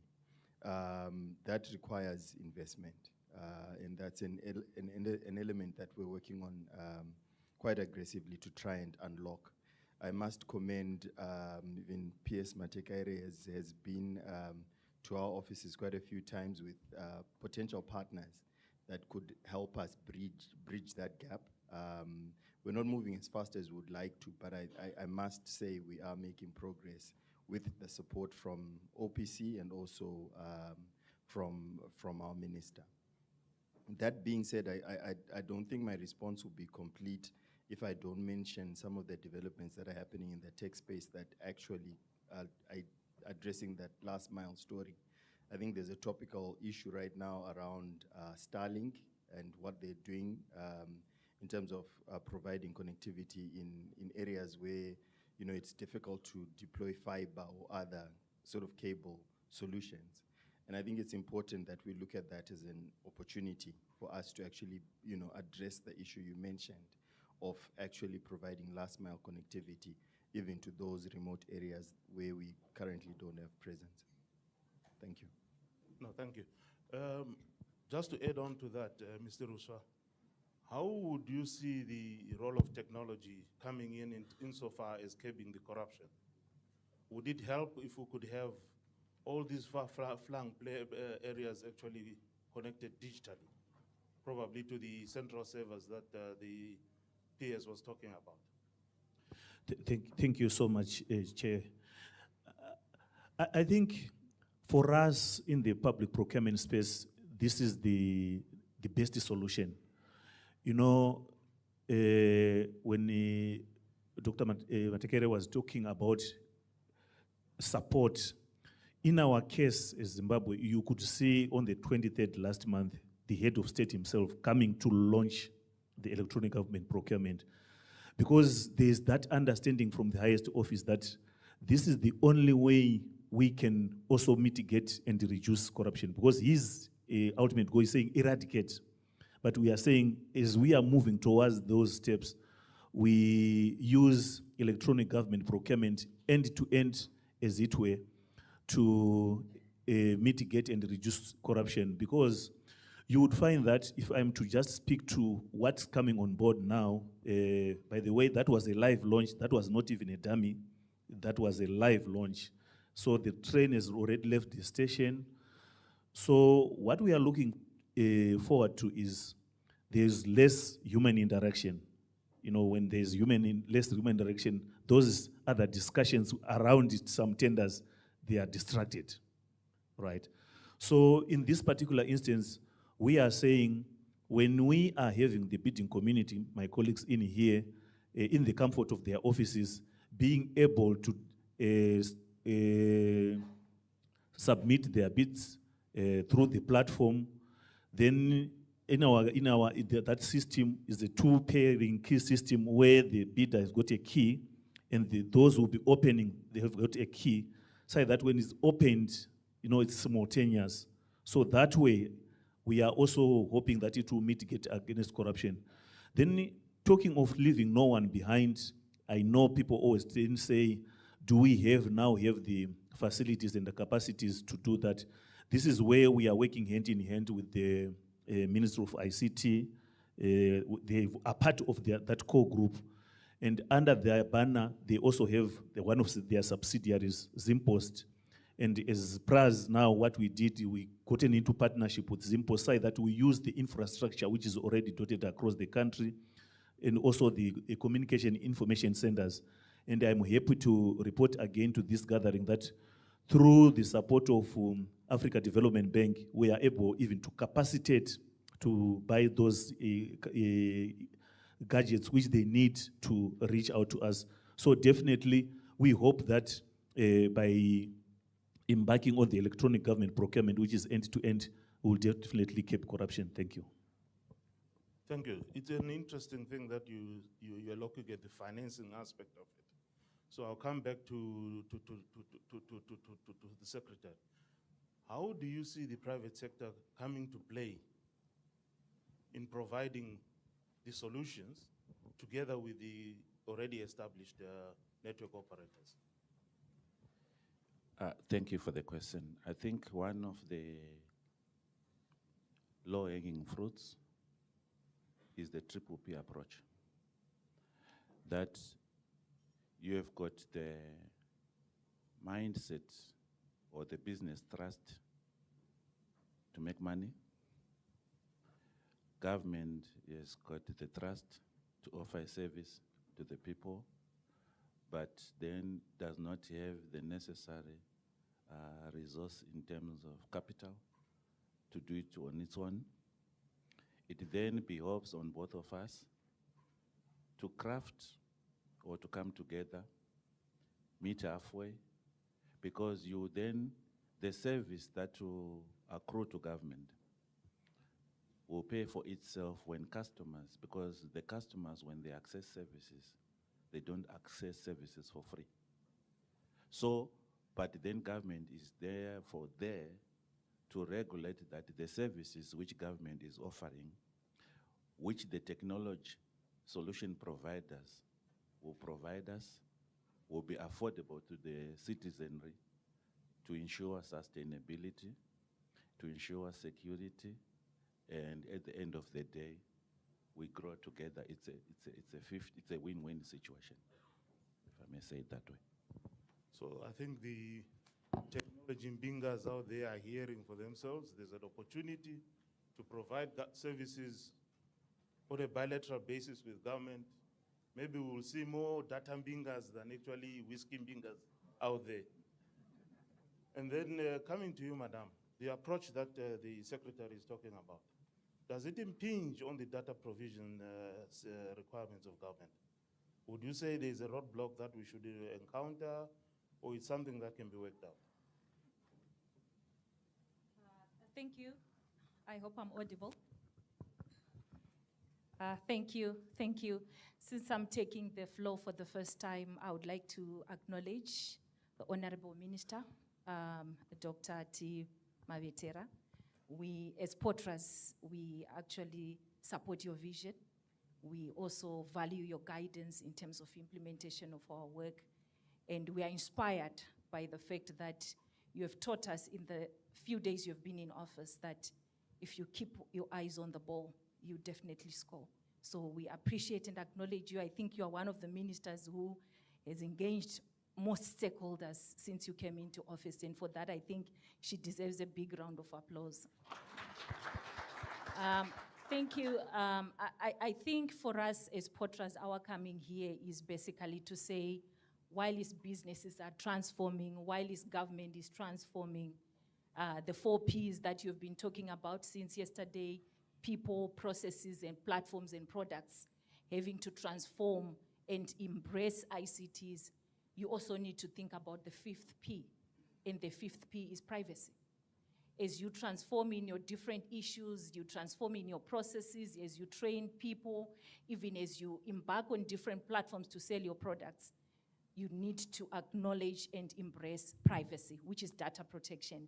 And as Potras, we are here today as the designated Data Protection Authority of Zimbabwe, and our mandate is to regulate the processing of personal information in Zimbabwe. So the important thing for government is that there are now requirements under the Cyber and Data Protection Act to ensure that you, as a public authority, you have appointed what we are calling data protection officers, who will ensure that in each and every ministry, whatever personal information you are collecting of a Zimbabwean is processed in a lawful manner, is also processed in a transparent manner, and is also processed and stored somewhere where it doesn't leak or there won't be any data breaches.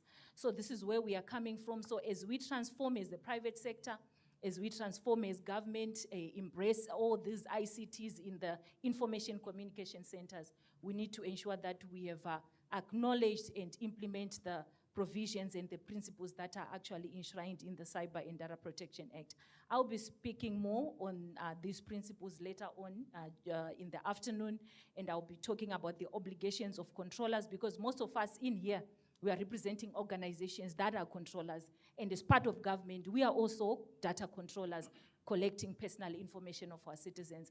And the other issue is that all of us in here are data subjects. So we've got certain rights that we have been empowered with by the Cyber and Data Protection Act. And our president was very clear as far back as 2021 that the economy is changing, the landscape in terms of digital transformation is changing. So we therefore need to come up with legislative measures to ensure that we protect the data of the citizens. Thank you. Maybe I could just put you on the spot for a minute. Some of our clients are banks. And I think some of the problems that we're having on the digital space is that we do not have what we call cloud solutions, as it were. How do you see us probably creating a conducive environment that the data is actually kept within in terms of the requirements of the law, but we also allow cloud computing to happen? Thank you. In terms of Section 28 and 29 of the Cyber and Data Protection Act, it's very clear that we need to regulate trans-border flow of personal information. It's the recognition that comes with the fact that there is e-commerce. I think Dr. Matekaira spoke about this, that we are already in e-commerce. But there is also a lot of information that is going to Zambia, that is going to Malawi, and this brings in an opportunity for discussing how best do we transfer that information within the requirements of the law. And the law actually says it is not allowed to transfer personal information in a country where there isn't an adequate level of protection, as that of Zimbabwe, which then calls on Malawi, Botswana, Zimbabwe, Zambia, and all these countries to ensure that they've put in place a legal instrument to protect personal information. And I'm glad to say that as SADC, we actually have a SADC model law, which was promulgated as far back as 2012 and was actually amended last year. And this SADC model law calls on all SADC ICT ministers to ensure that they have a data protection framework within their country. But also at the Africa Continental Free Trade Area, where we are participating as a country, there are also rules on issues to do with personal information, as well as the African Union level. We have the Malabo Convention, we are part of the African Union, and we also need to ensure that at African Union level, we have implemented these principles that are enshrined in the Malabo Convention. So basically, issue of transfer of data, looking at cloud, we know that we don't have cloud services that are locally based, probably in Zimbabwe. A lot of our institutions are using cloud services that are in the US. But when you look at the data protection laws of the United States, they are still not mature compared to those in Europe or in Australia, or even in our own African context. We have actually done better than the US when it comes to data protection issues. So we now have a lot of our data on cloud in institutions or in countries like the US. So the risks are real. There is a possibility of you being shut out in terms of you accessing the information. So whoever then looks at issues to do with the contracts that you enter into with these cloud service providers should ensure that there are mechanisms to make sure there isn't data leakage, but at the same time that you will be able to then retrieve the data when that contract actually ends. So we are in a real risk, which is why I acknowledge and applaud internet service providers, the telcos that are actually coming up with data centers to ensure that we localize the data of Zimbabwe in Zimbabwe, and we don't have to do the cloud computing where we transfer our information to countries that do not have the same level of adequate protection as our own. Thank you. I'd also like to applaud the government because you are now putting on the .gov scheme that you were talking about, so that our emails are not going to the US first and then they come back into Zimbabwe. So looking at this discussion material, how ready are we? Because it's one thing to say we want to put the laws in, we want to put everything in, but when we now come to practical application outside this room, it becomes impossible. do we have that level of comfort to say now we've got in-country cloud solutions that can handle this? Thank you for that question, and I think thank you for the contribution from the regulator. It would be inaccurate for me to say we're ready, because I believe there's still a lot of work to be done. But as TEL1, I think we've made significant progress in that space. We have built a data center that we rate as a tier 3 data center that's in Harare. I would like to extend an open invitation to anyone who would like more information about that data center and what that data center provides to visit our desk outside. But what we've seen with that data center and just the overwhelming response we got to the service when we launched it is that there is an appetite in the country. I can say now we are operating at about 100% uptake. That's both for infrastructure as a service, software as a service. We also have hosting in that data center, capacity completely taken up, and that speaks to the appetite we have in the market. We've also set up disaster recovery sites. We have one in Mazoe, which is also operating at 100%.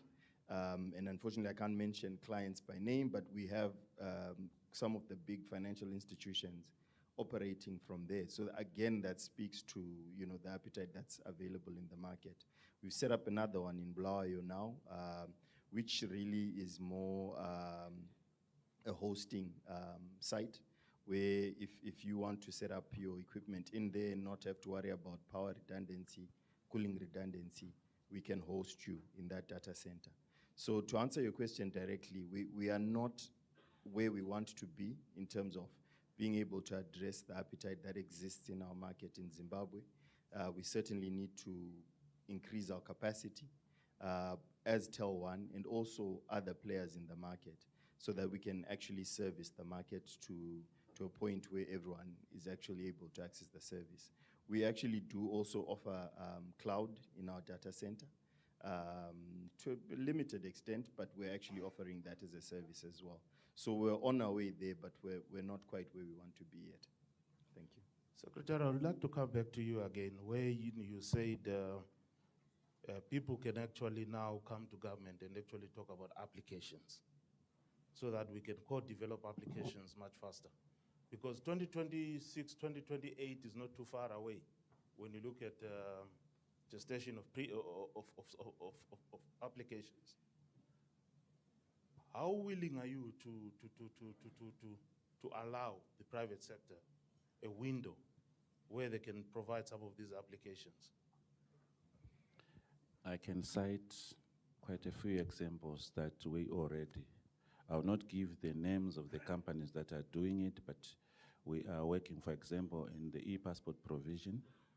We are working with private players. At Zinara, we are working with private players. So if that model is working to the extent that it is now, I think we believe that model can be extended to the rest of government, because we know there are areas where we don't have the capabilities, or even if we had the capabilities, but the extensive nature of some of the services that are needed, government has got other areas to focus on, and therefore transparency, efficiency can only come if we work together with the private sector. And I think, as enunciated in NDS1, that if you want to achieve a middle income level society, then the private sector must take the initiative. The initiative will not happen if we don't open up the space. So we need to open up the space, but in a manner that also ensures we protect government interest as we open up to that space. Thank you. Mr. Ruswa, how does this opening up come in? Say, for instance, I want to do an unsolicited bid.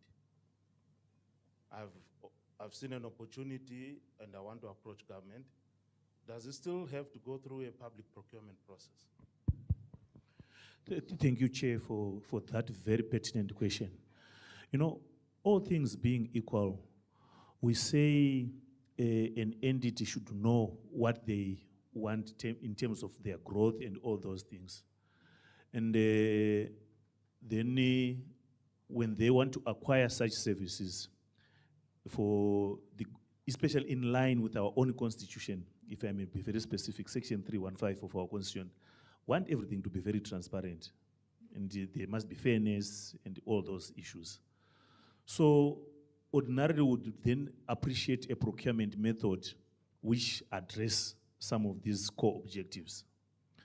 But however, we are alive to the situation that there are instances where, especially in the ICT world, a lot of things then are novel products and all. People want to come up with these ideas.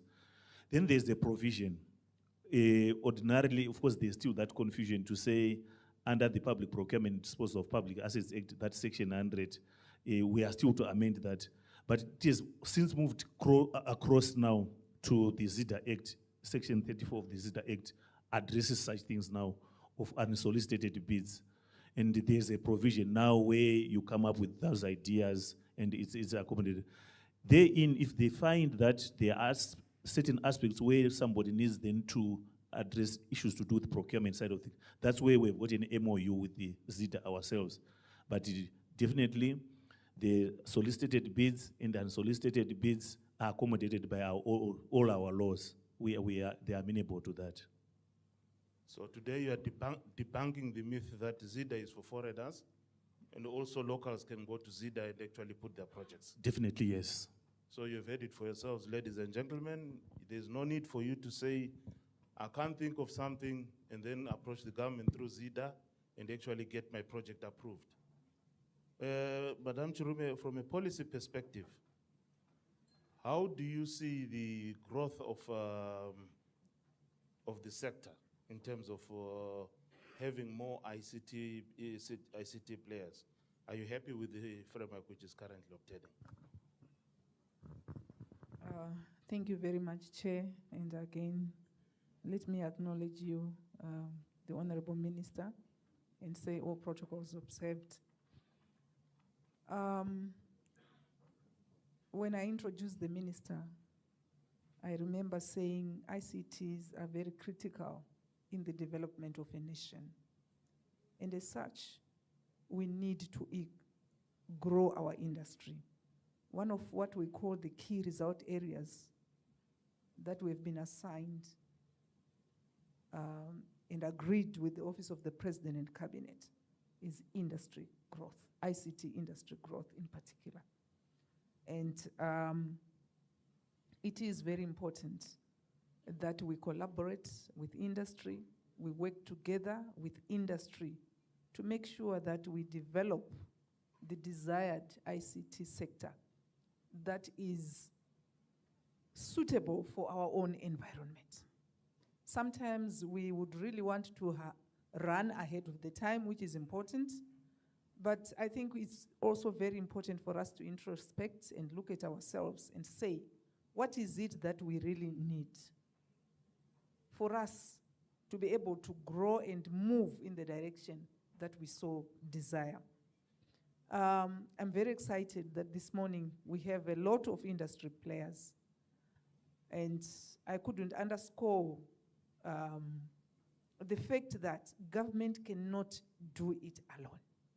When we were in the briefing room, I was talking to my counterpart, Dr. Matekaire, to say, industry produces most of the ICT goods that are on the market. And government, through Mr. Ruswa, we are primarily consumers. We set the policy for you to play, but we are primarily consumers. And would really want to see our industry flying, would want to see our industry traversing the borders and even setting up ICT companies beyond Zimbabwe. So this is what we are looking at. This is where we would want to go, and this is how we would want to interact with you, the private players. From a government perspective, we are talking about infrastructure development. If you look at Tsitsi, the statistics that you have just posted in your report, you have 65.2% coverage. And we are saying, where is the other 34.8%? That means they're not covered. And that's the policy thrust. So I talked to my Machiwa there, and I say, Machiwa, I want coverage in all those areas. But what is it that we have to do in order for us to cover that gap? Of course, at one time, I think there was a policy lapse where you have these 3 towers side by side, which was really a wastage of resources. But we've come back to our senses, and we are saying, how best can we utilize these resources and cover the entirety of Zimbabwe? And we've come up with a policy where we talk of infrastructure sharing, and most of the MNOs here, including Econet, I see them somewhere, the private sector, they've actually joined, and we are sharing passive infrastructure with government MNOs. From also a government level, I mean, that would really cover the access part of it. We also talk of capacity building. I'm just giving you the policy direction. And capacity building, making sure that really people are equipped with the requisite ICT solutions. We look at our theme there, transforming business models in the era of digital disruption.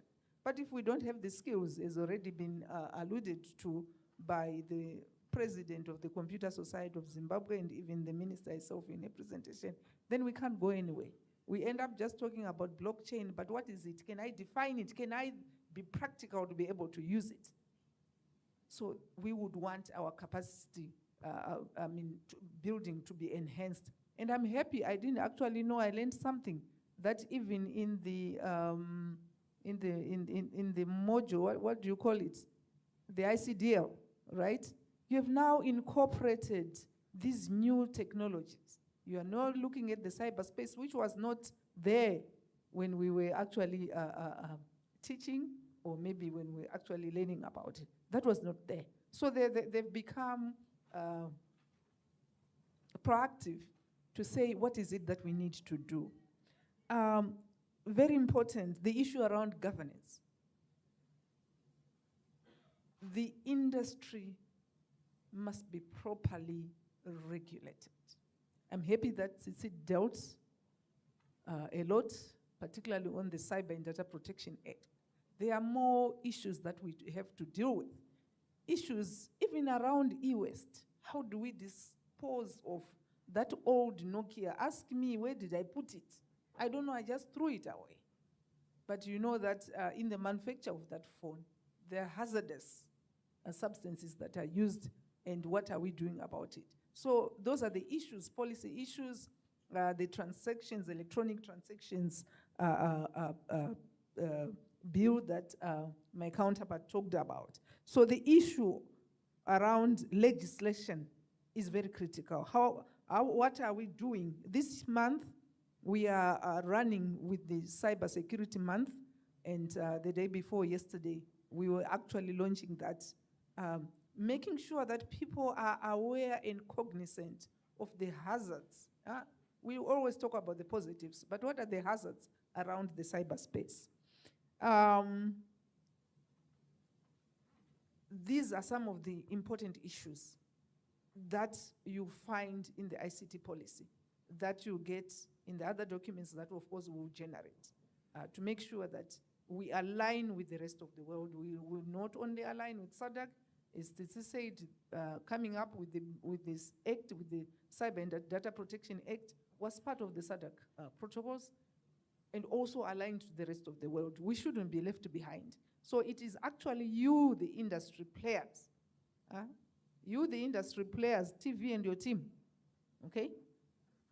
We work together. We discuss what are the issues that we would want to deal with. What is our focus? What are our priorities? We can't do everything at the same time. But in Zimbabwe, if we looked at ourselves, where are we? If we looked at our indices across the entirety of whatever speaks to ICT, where are we and what do we need to focus on? I rest my case. Thank you. Vataura Maiga. I've got 11 minutes. I would like to extend that to my colleagues in the industry. Do you have any burning questions, quick ones?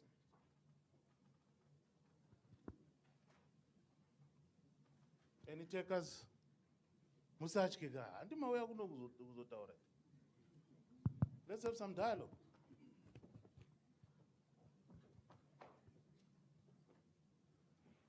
Are we that hungry? By the way, the Honorable Minister agreed to take some of your questions. So for those who probably wanted to direct them and you were worried that she's not sitting there, she will take them from where she's sitting. There are two hands there on that side. Lovely. There's a gentleman and a lady there. And there's another one here. You can start, sir. Okay, there's one here. Yeah, you can start. Yeah. Thank you. All protocols observed. My name is Edwin Ruzive, the General Manager for Gateway Stream. I've got one question pertaining to the infrastructure that we all trying to push forward. This is mainly to the data center guys, where, for example, one of the burning problems that we have is to do with hosting of most of our stuff. So as Gateway Stream, we are currently hosting most of our platforms on AWS, which is Amazon Web Services. And one of the key issues that we are facing is payments outside of the country, because you have to go through the normal process where RBZ has to actually authorize. So sometimes you get your accounts being suspended, mainly because you are late on payments. Those are some of the burning issues that we are facing. If we could get local suppliers being able to have the same technological tech in terms of scaling and all these other things that you guys are championing, to make sure that we can actually optimize our sites and platforms on those, locally, and make payments locally. Those are some of the things that I've got. Thank you. Another question? Maybe make them three. Thank you. Firstly, I would like to thank the Honorable Minister for getting time to be with us. My question, Honorable Minister and team, is around whether your ministry has got a budget for research and development, and also for skills development, and whether you are also looking at skills development at colleges. That is my question. And I think yesterday and today there was mention about artificial intelligence. As a ministry, I think, or as an industry, I think it would be good for the ministry to lead, especially in terms of the legislation. I think that would also help. Thank you.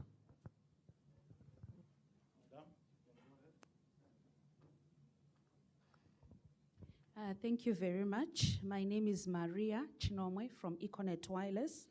I'm running with data and AI strategy. And I was really encouraged when I heard, especially from Madame from Potras, that you've got data protection, consumer protection, cyber and data protection pillars that are actually running. So my question to the minister and to Potras is, do you have a platform where the private sector could also participate in helping in the defining of the policies and the frameworks that govern data and AI for good in our country? Thank you. Who would like to take this one?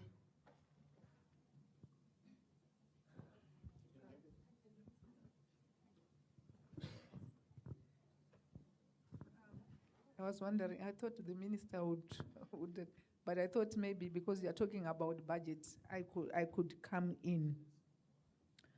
The ministry has got two programs. We are following what we call program-based budgeting. The first program being administration, and the other program being ICT development and promotion. In that regard, for the technical program, we do have a budget for the for skills development, where we even have ICT training officers going around the entirety of government to provide the necessary skills for our government officers to be able to use ICTs. Not only that, we have now gone outside government to train the youths, to train the women in the markets, to train anybody who would even TV at your farm. We are going there to train you. So that budget is already there. We also look at specialized training.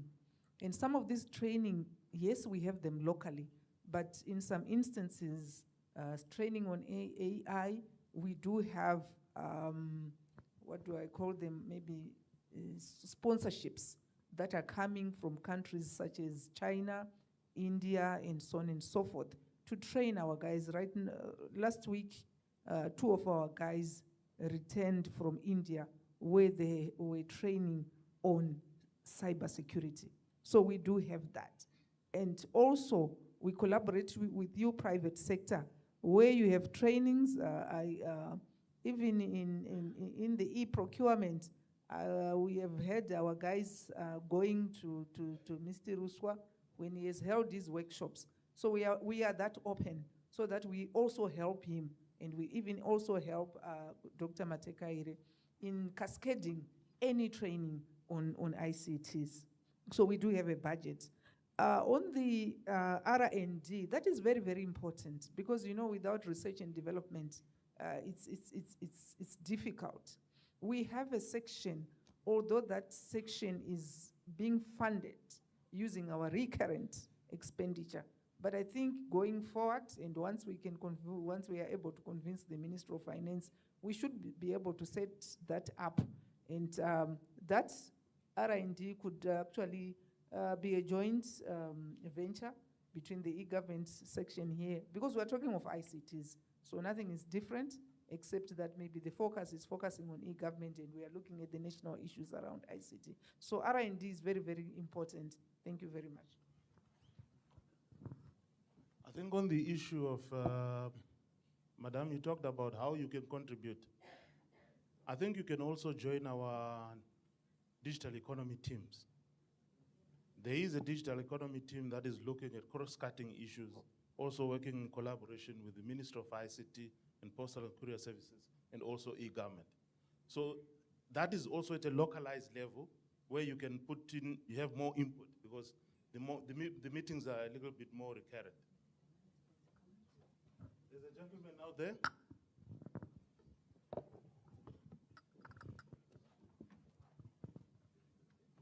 Good afternoon. Thank you so much.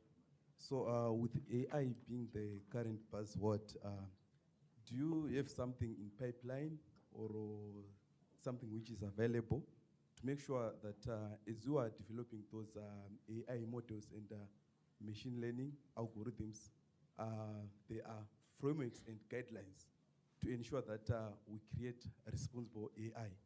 Thank you.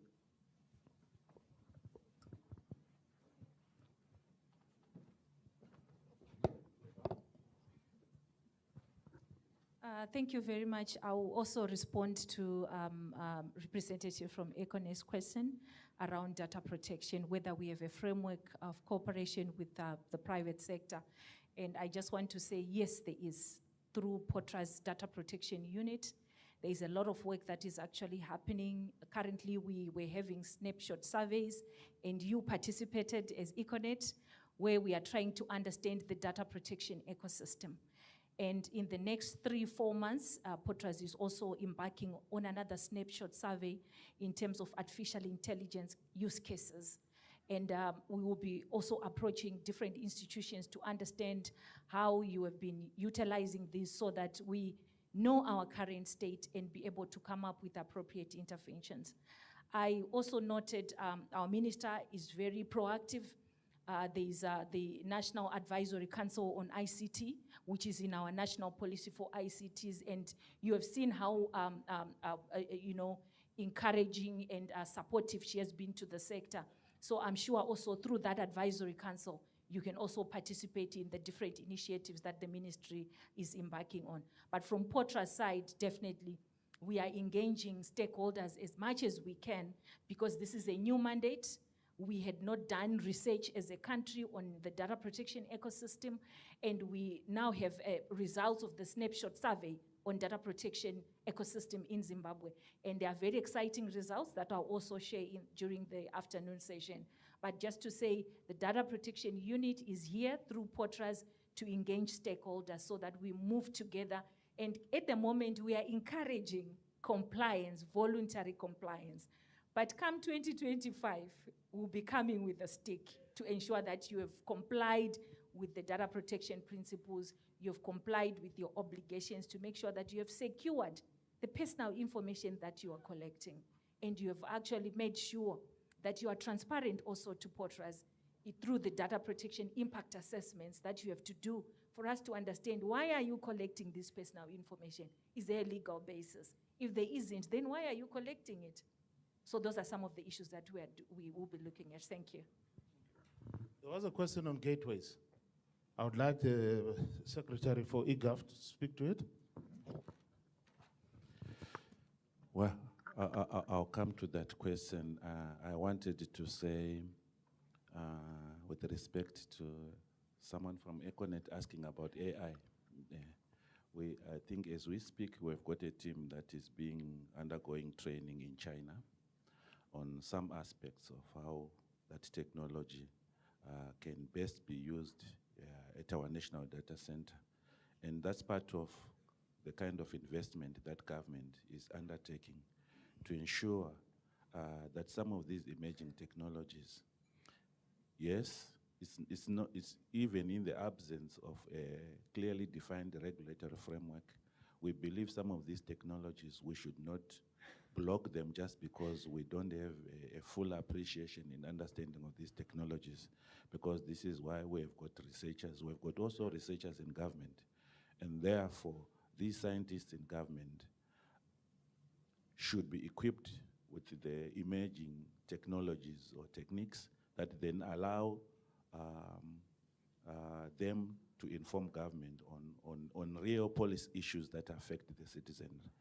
Then with regards to the issue of gateways, I think the most outstanding gateway that we have in Zim is ZimSwitch. And you can never expect the government on its own to come up with a payment gateway. This is where the technology solution providers, who are you, the ICT gurus, come in handy and assist government, because we know we have had our own challenges also. For example, when we are thinking of the e-visa system for foreigners who are outside of the country, how do we harness to develop a singular payment gateway? But for us now, because of these different, mandates and restrictions that we have, issues to do with money are addressed through the Ministry of Finance, and the Secretary for Finance would be better positioned to address the issues relating to payment gateways. But allow me to say, from a technology point of view, I appreciate what the technology solution providers like PayNow, the ZimSwitch, are doing in our local context.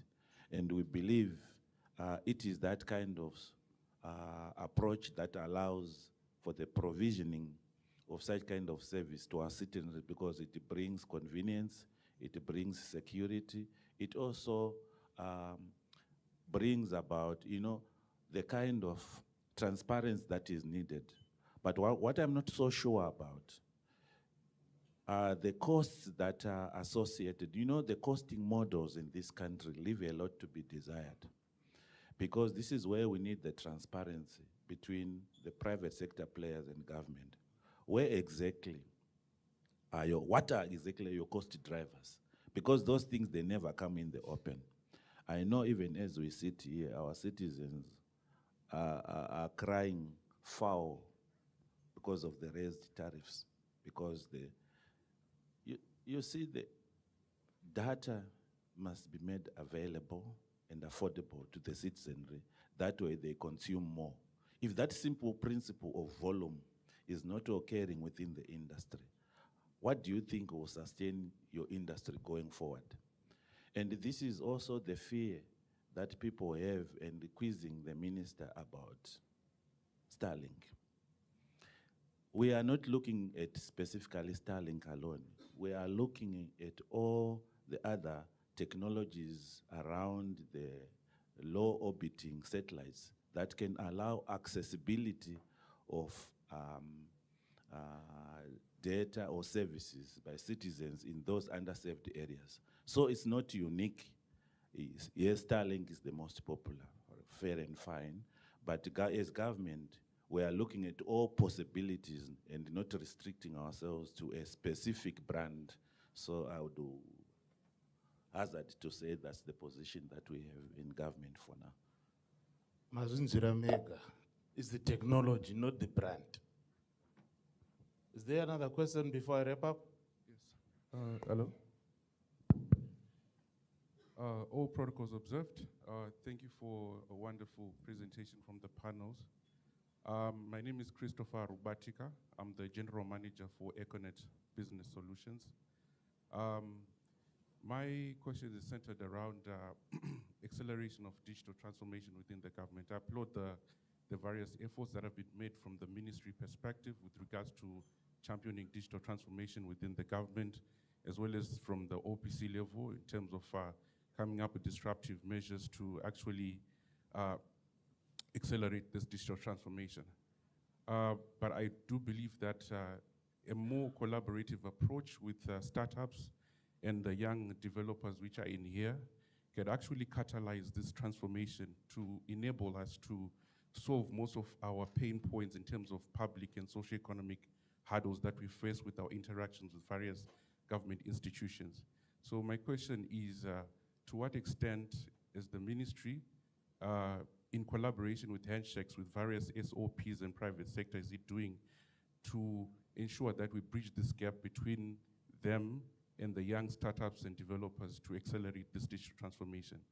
And before I land on my point, just to add to the answer as well, what I've seen in other economies like Dubai, even in Africa, they've set up what are called sandboxes, where the government can control the development and solutions which young people can actually come up with and test them to what they can provide with regards to solutions within the facets of government, especially in banking, financing, public sector, health, so that they can actually test them, assure them, and bankroll them if they are funders who can actually support them and roll out to the public. Thank you. That will be our last question. Who would like to take that one? All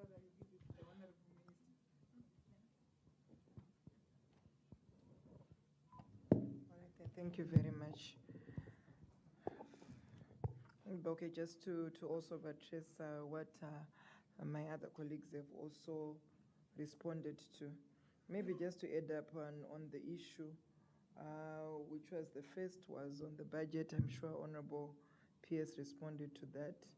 The issue of hosting, yes. Then the minister leading on legislation of AI, I totally agree.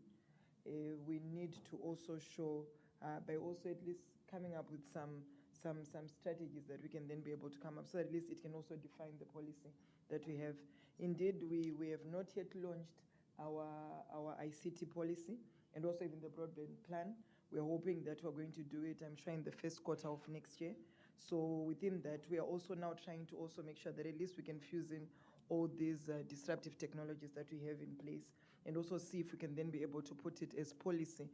In that way, I think it can also then be able to define our stance for us as a ministry.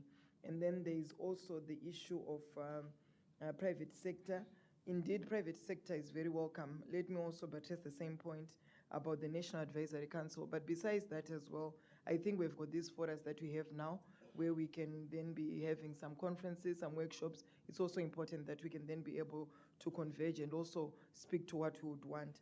But however, I also thought it's quite important as well to also have all this communication coming up, even through, of course, we're using social media more often than not, and also even also making sure that I've always said I also have an open door policy. Anytime that one feels that they would want to also have that close engagement, is important, because after all, I think we need to collaborate more for us to be able to define what we want in the ICT sector is best done by you also giving all your thoughts. So on that one, even in the issue of us also contribute for the private sector to contribute towards the AI policy, you are welcome. Give us your thoughts, not only AI, but all the disruptive technologies that we have also coming through. And yeah, I'm sure those are some of my submissions for now. Thank you.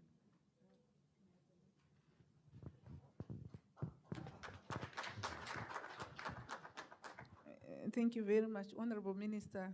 With your indulgence, I was kindly requesting if you could respond to the question by Rubatika from Econet on collaboration with young people in the startups.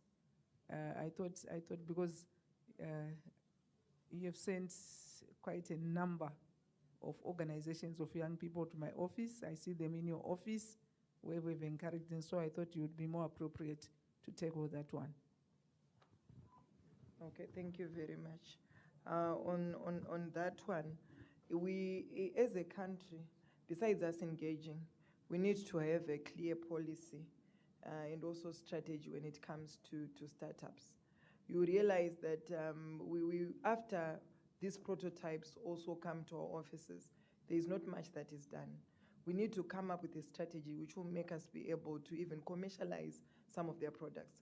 I see as, well, it's a plan that we have within us as a ministry.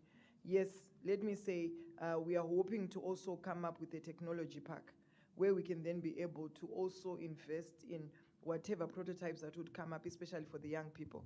You see, we also need as well to also come up with a plan which will make sure that, you see, the problem that we have at times, we want to steal people's ideas whenever they come to us. I share a different sentiment and I've got a different ethic to that. Whenever we need to give credit where it's worth. It's quite important that when one comes to the ministry and say, this is my idea, what we need to do is to develop that idea and make sure that it comes out and not be the ministry's own, but that person, so that we can then be able to also encourage a lot of interventions also coming through. So for me, I feel that yes, we are very much open, or whatever young people would want to do, they are very open to also do that. And indeed, we're also working with the Ministry of Higher and Tertiary Education and Innovation. They also have got innovation hubs that they have. But after then showcasing what all these young people do, it's important that we also look for a fund. Yes, I'm happy that there are some organizations who have actually said they want to partner with the ministry. After all these innovations are out there, what is next? The next is for us to be able to commercialize them. So it's very, very important that we come up with an AI strategy for us as a ministry. When we see all these innovations coming through, when we see all these thoughts coming through, we need them to then be able, we need these young people to actually be able to make money. The reason why you would say a lot of young people would just start by saying, yes, they do all these innovations, and then they are not motivated to do more, is because they've got that idea. I know Elton Chungoma, I'm sure when we were growing up, he innovated an aeroplane, a helicopter. Was it a helicopter? Yes, it was. But if only we had got investment enough for us to invest in him and then be able to even think of even sending him, like what Dr. Matematikere said, let's as a country be able to identify talent. After identifying talent, invest in it so that at least we'll be able to make these people contribute towards national development. I think it's important for us to then think through us coming up with a technology park or a center where people can come and showcase what they have. If ever it means you need a new innovation, and then we also try to commercialize that. For me, I think that is where we need to do so that young people will be encouraged to do more. But all the thoughts that young people have, they're willing to come through, and we've got an open door policy. Myself and the two PS that we have here, we have got an open door policy. We are working not 5 or 6 hours that you normally know. We'll work 24 hours to make sure that we realize what we expect in the ICT sector. I thank you. There you have it. What's left is for me is to thank the panelists that we have here today, and I hope we had a fair, fruitful discussion. As the panel that is standing between you and lunch, I would like to say thank you very much. Over and out. Thank you very much, TV, for acknowledging that you are standing between us and lunch. Can I please?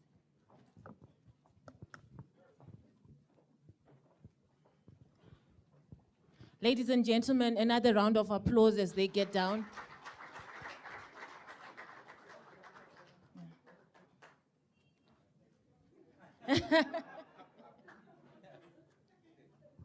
No, once again, we want to say thank you, Honorable Minister. I want to say thank you to the panel.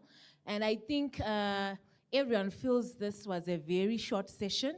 And without any consequences, Honorable Minister, let me just allow people to indulge you as they go for lunch and have a conversation with you. I'm sure there are so many others who want to ask, who also want clarity in a few things. And this applies to the 2 permanent secretaries and the rest of the panel. You know, it's very interesting. I never thought 15 minutes is a short time. This was a very informative. TV and the team, we want to thank you for a very, very, very good talk show. Just before we allow you guys to go out, I'm just going to call Madam President Viola and Blessing to present something to the minister before we leave. Can you please give them a round of applause as they come to the front? You can do better.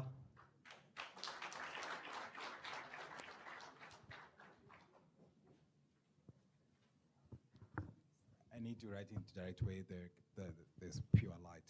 So yeah, move here.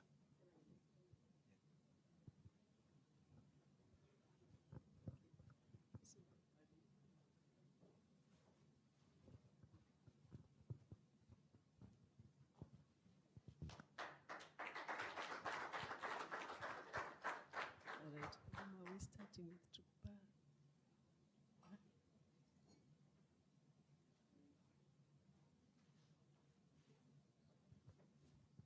Honorable Minister, and PS Matekaire and PS Chirume, we will start with the Minister. A small token of appreciation for your time and commitment. Please come through to receive your token.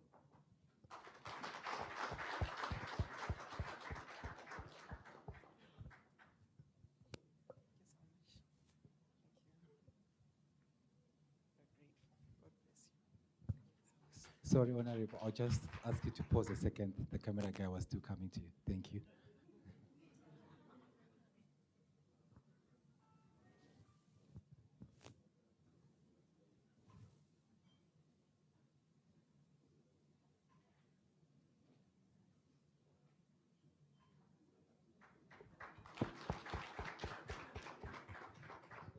Thank you, Honorable.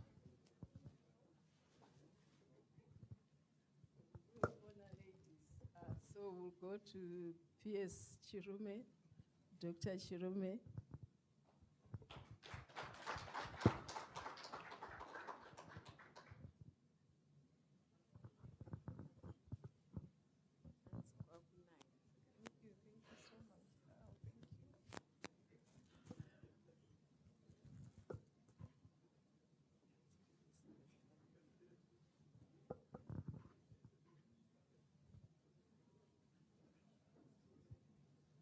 A round of applause.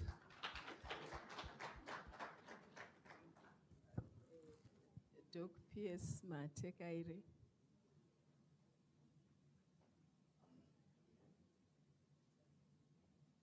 And Audrey.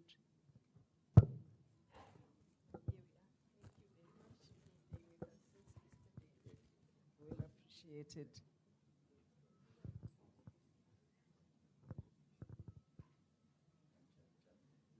Thank you, thank you.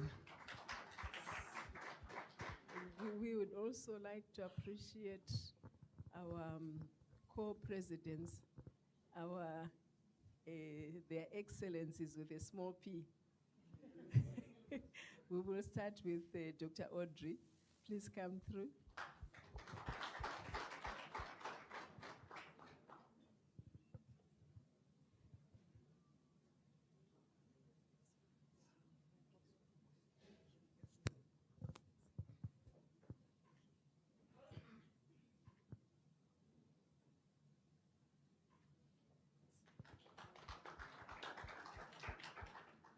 We will go to our colleagues from Zambia. We will be using distance before we go to Malawi. A round of applause, please.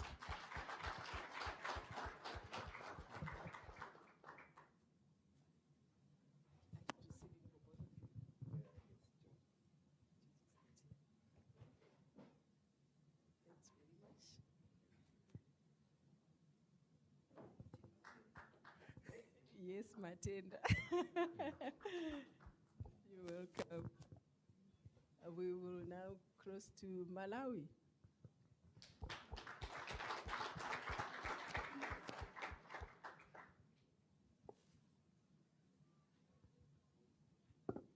The keywords that I captured from your presentation was don't support, you enable. So we hope the small token will start the enabling. Thank you very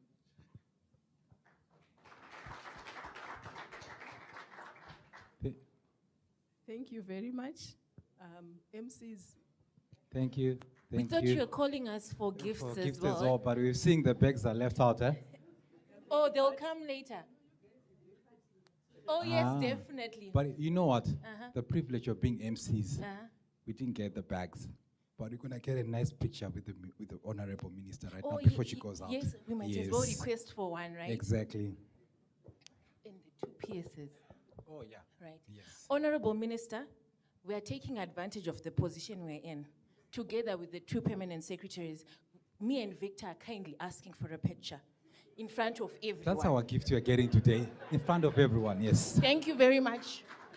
Please clap hands for us until we finish turning the pictures.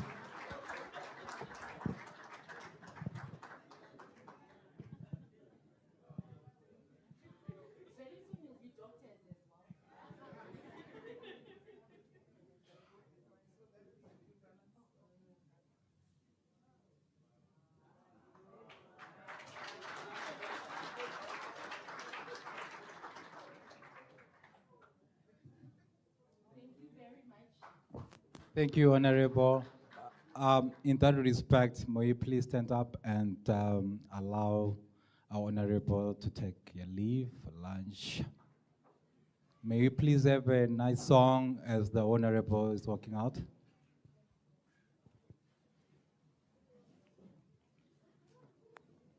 Can you please have Chiremera playing as she walks out?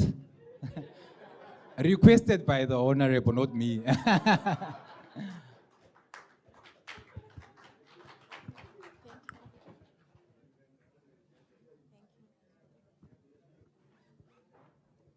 Guys, don't be jealous, eh? That's the advantage of DJ, I'm a mobile. The video can't go on without playing that at least 10 seconds.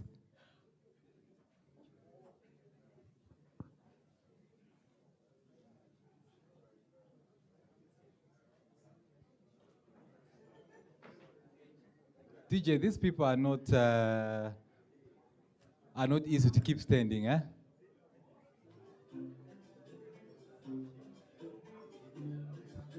You may take your seats. Thank you.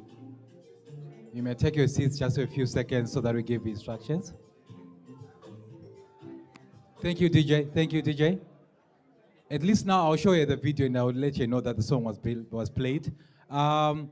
Just before we walk out, as we go out, we have a surprise gift from Zimswitch. So as you walk out and get your tickets by the doors, make sure you also collect a gift cap from Zimswitch. So Zimswitch, we want to thank you. A round of applause to Zimswitch for that.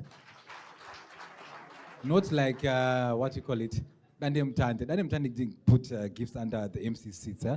Yeah, they were very partial about that. I'll tell you, this whole side never got a gift. They just selected this side alone. The least they could have done was to put gifts under our chairs. That way we would have spoken about them the whole event. Eh? But shout out to Zimswitch. Zimswitch. Shout out to Daniel Tandi and Zimswitch. Okay, ladies and gentlemen, sorry, we are going to ask our front sitters to leave first out of the respect, and then lunch is going to be served, and we expect you back at what time?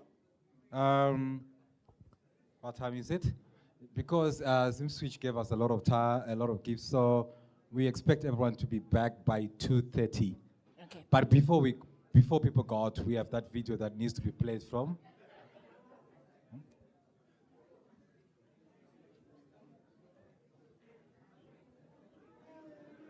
2:30. We expect everyone to be back by 2:30. Mr. Chisil. DJ, take it up.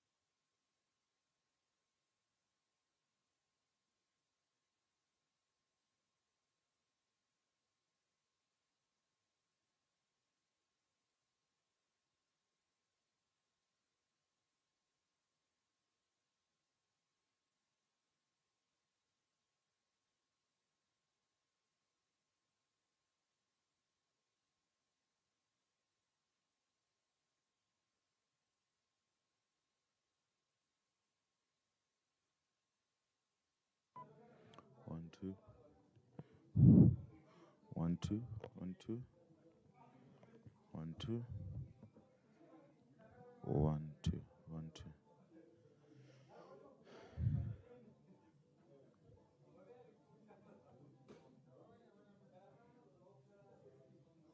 Can I please ask everyone to check under the chairs?